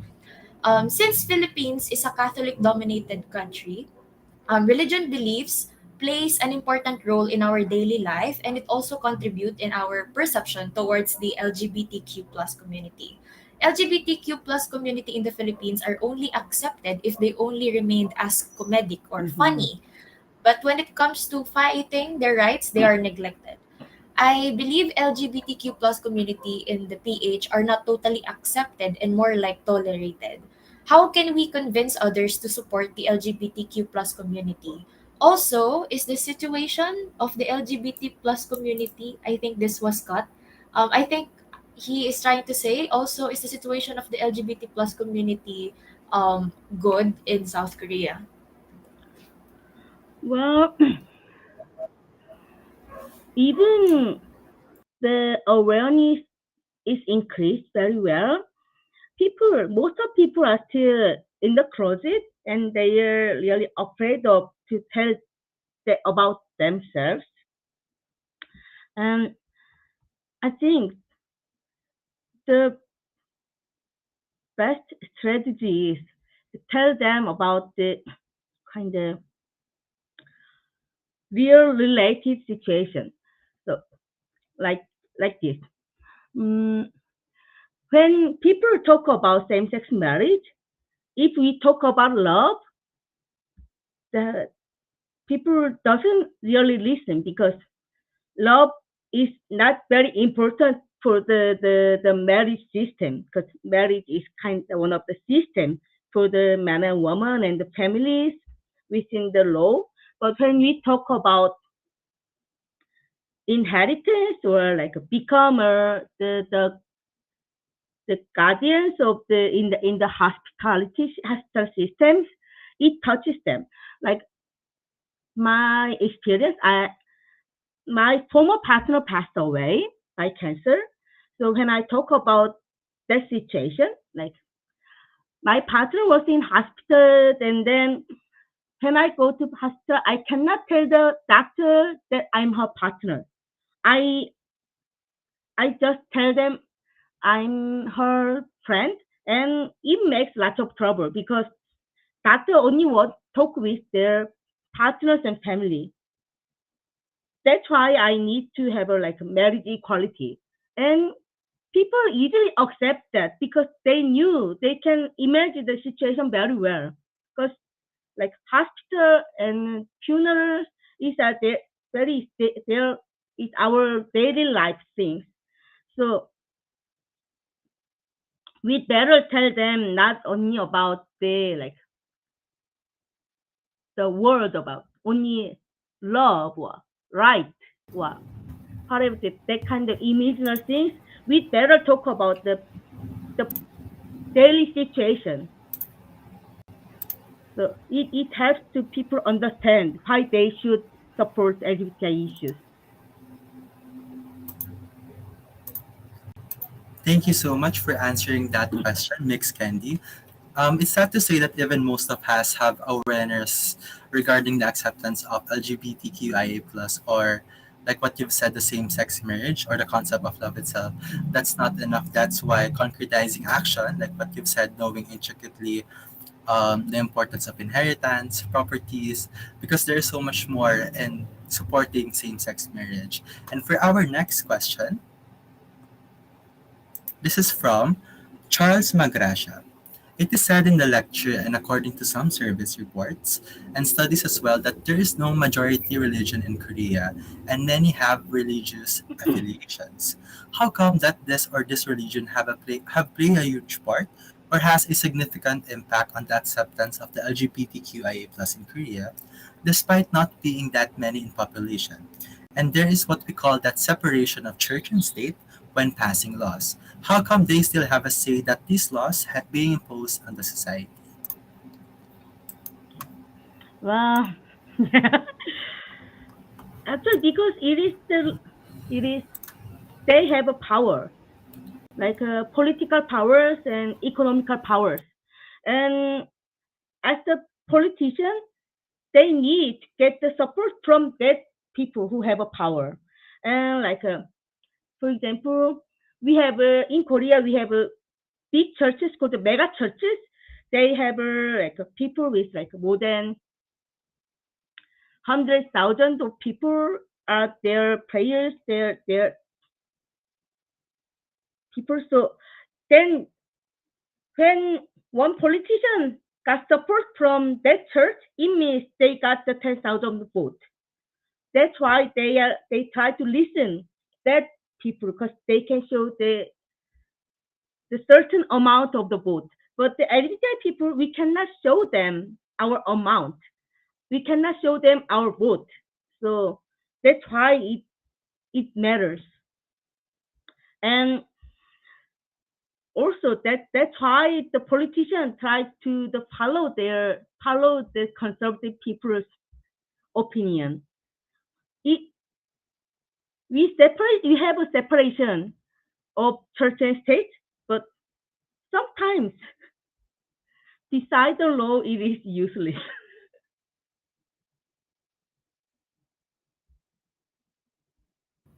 So we have a lot of questions for you, Mix Candy. Next is from Dave Red Camacho.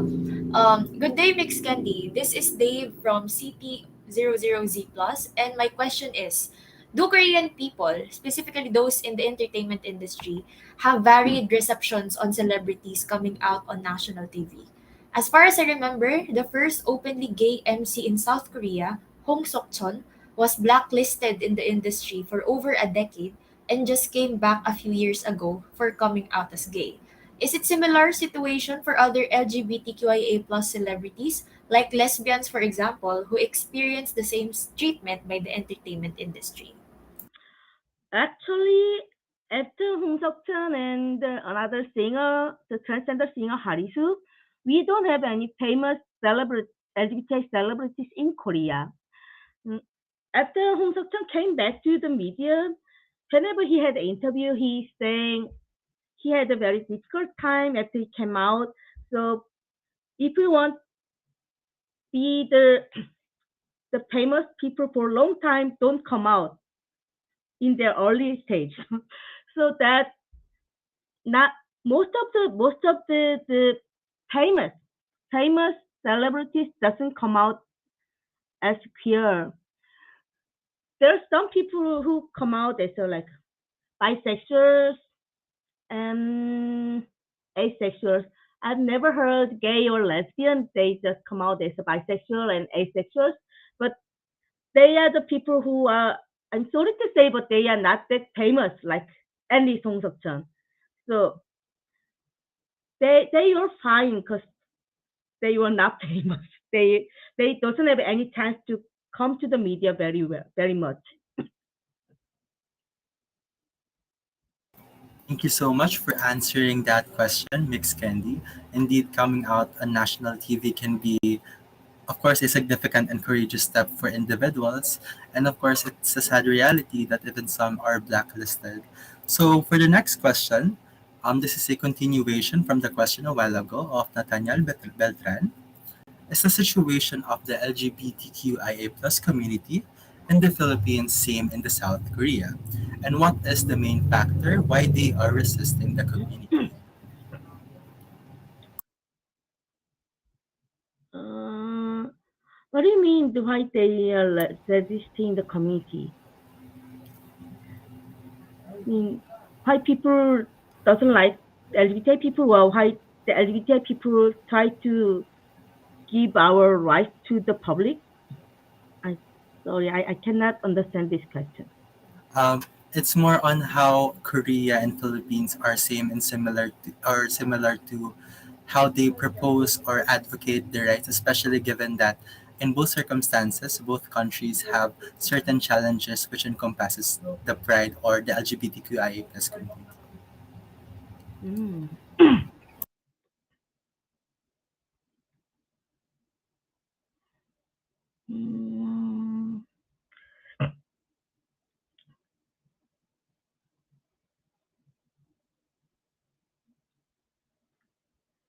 Mm,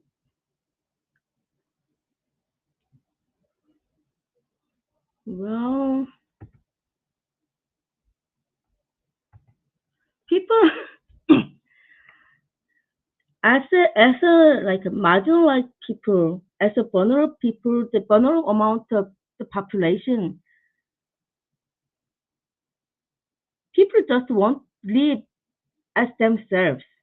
And but in like all of so like not only in the Philippines and Korea, but also in other Asian countries, mostly LGBT people got discriminated. Not only like they got discriminated by laws, by the situation, by families. That's why people do their movement.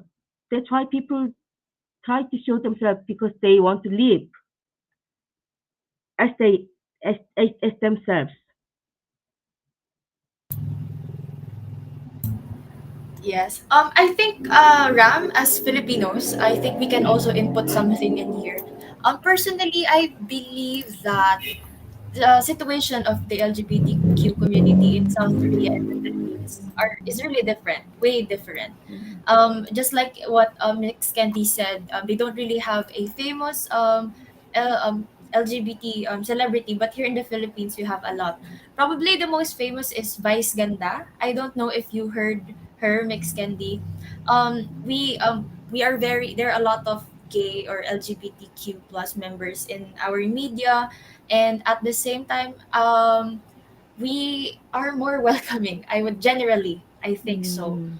So I believe that the LGBT community in South Korea and the Philippines have the same goal. I think everyone in the world. It's just that I feel like the people in South Korea are more restricted, just like what you said, because of the politicians and all other things. What do you think, Ram? I do agree with that. Honestly, since BL was mentioned a while ago, back in 2020, I was finding some BL or LGBTQIA plus movies to watch, and honestly, I had a hard time finding some, like which actually resonates with me. But at the same time, this is a wake up call for each and every one of us to actually find the essence in having media itself as representation, like media in the Philippines, media in Korea, like having LGBTQIA plus individuals in the media itself can actually be a stepping stone in promoting what's right and of course promoting what the LGBTQIA plus wants. But of course, it doesn't merely stop on that. It includes, of course, the big or specific scope of passing the bills, and of course, understanding also why we should fight for our rights in relation to LGBTQIA plus.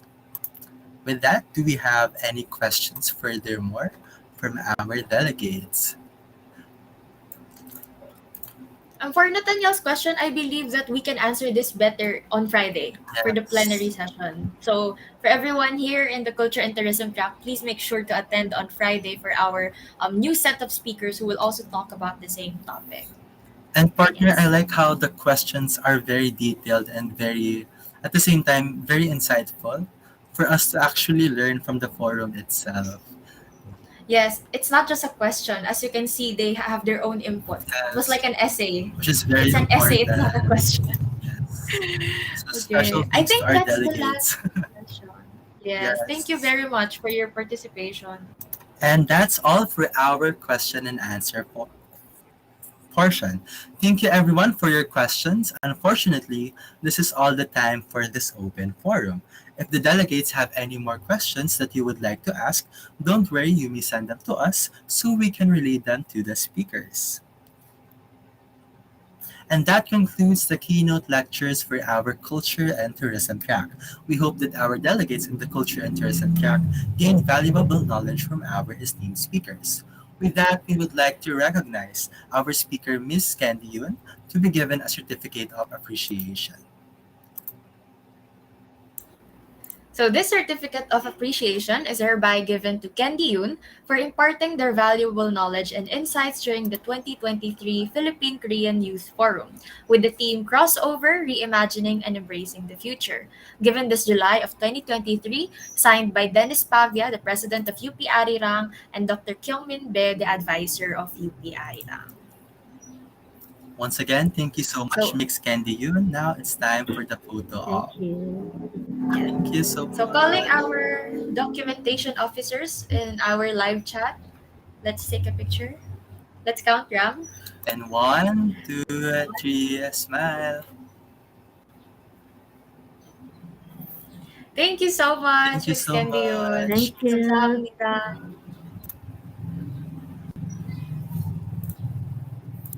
Thank you very much again, Mix Candy Yun, and of course to our first speaker a while ago, Dr. Renel, for sharing your valuable knowledge. Definitely bridging the ties of Korea and the Philippines in terms of culture and equality holds immense importance. Through cultural exchange, we can foster understanding, appreciation, and of course, respect for one another. That's right, Ram. The talks today were really interesting for me, especially like for the first one. We talked about the connection, particularly in the language of South Korea and the Philippines.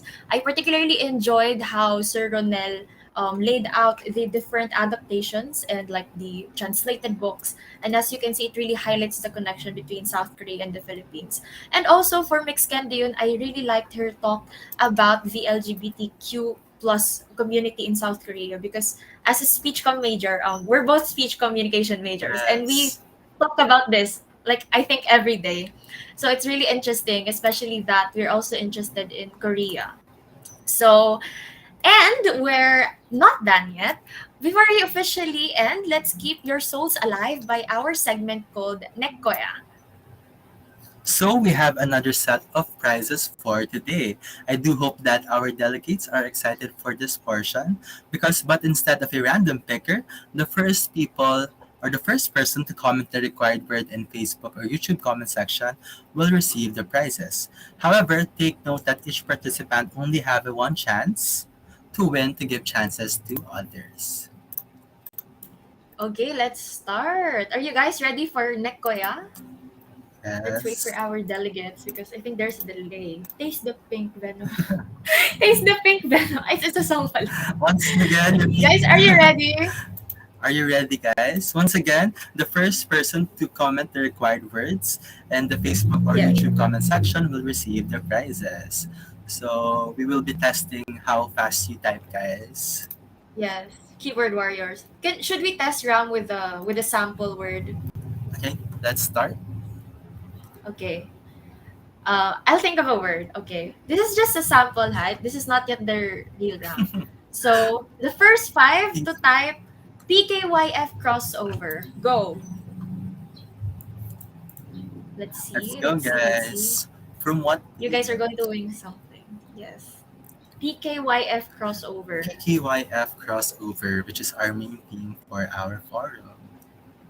The first 5 to comment will win something. Ko yan. That's not the word. Now I'm seeing. They're fast. First is They're fast. Dave Brett Camacho. Yes. Next is Lal Nalian. I hope I'm pronouncing your names correctly. Next is Jason Carion. And Next we have Marky Remorca. And the 5th one is Samantha Colleen Canyo. Yeah. That's just a sample round, guys. Our resident That's not keyboard yet warriors. Yes. So, Yes, are you ready okay. for our official round? For the real round. Yes. It's kind of hard, Ram, because there's a delay in our live stream. Yes. But let's do this. Okay. Let's start. Starting with our first round. Next slide, please, for the word. First 4 people to comment. Mine Urban Chick Resto Maginhawa. Which is one of our partners and sponsors. Once again, thank you so much, Urban Chick Resto Maginhawa, for making this event possible. Now let us see. Ang haba nung itatype nila. May delay siya, partner. Partner, pwede ba akong Ayun! sumama? Di pwede, partner. So, ang dami. On my end, kind of double check, partner, if I'm right. Yes. So, the first one is Marky Remorca. Yes, that's right. Next is the second one, Jason Carion. Jason Carion, congratulations. Third is Dave Red Camacho with the team pa. CDZ Plus. And lastly is Lal Nalian. Congratulations. Parang pang-apat pa lang yun, partner. 4. Ay, charot lang. Yes, it's 4. Yes. 4 pa lang ba? Wait, 1. Sorry, ang haba nung daming comments. 1, 2, 3, 4. Ay, hindi. 5 na pala. Okay, again, to reiterate, congratulations to Marky Remorca, Jason Carion, Dave Red Camacho, Samantha Colleen Canyo, and Lyle Nalian. Congrats! Pa-share po ng wifi.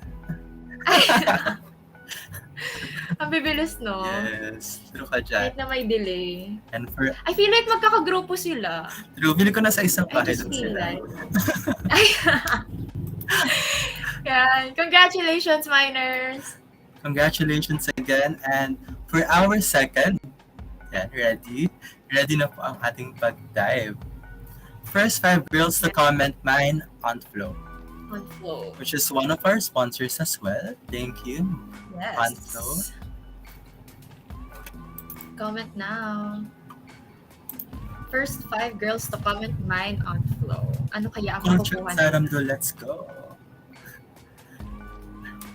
Yon! Our resident keyboard warriors talaga.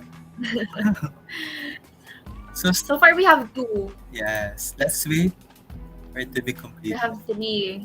Pwede bang ako din? Kasi konti lang ata yung girls sa audience natin. Char, ayan na. So who's our winner, partner? Okay. First winner, Faith Kenny Rosales. Congratulations. Congrats. Second is Jamie Aliana Legaspi. Sabi naman ni Jason Carion, ay sige, sa inyo na yan. Gusto ko yung sumuko na siya. Hindi kasi siya qualified ata. Charot. Okay, third, we have Rick Gabales. Gabales. Fourth, we have, sorry, hindi ko alam paano pronounce, Freyan Lay Concepcion. And lastly, we have Kayla Marie Pat Esquadra. Congratulations. And lastly, congratulations to Von Atienza. Ayan. A resident UP Arirang member. Shout out. Yes, yes. Say hi to Hello. our Arirang members in the comment Yes. section. Ayan.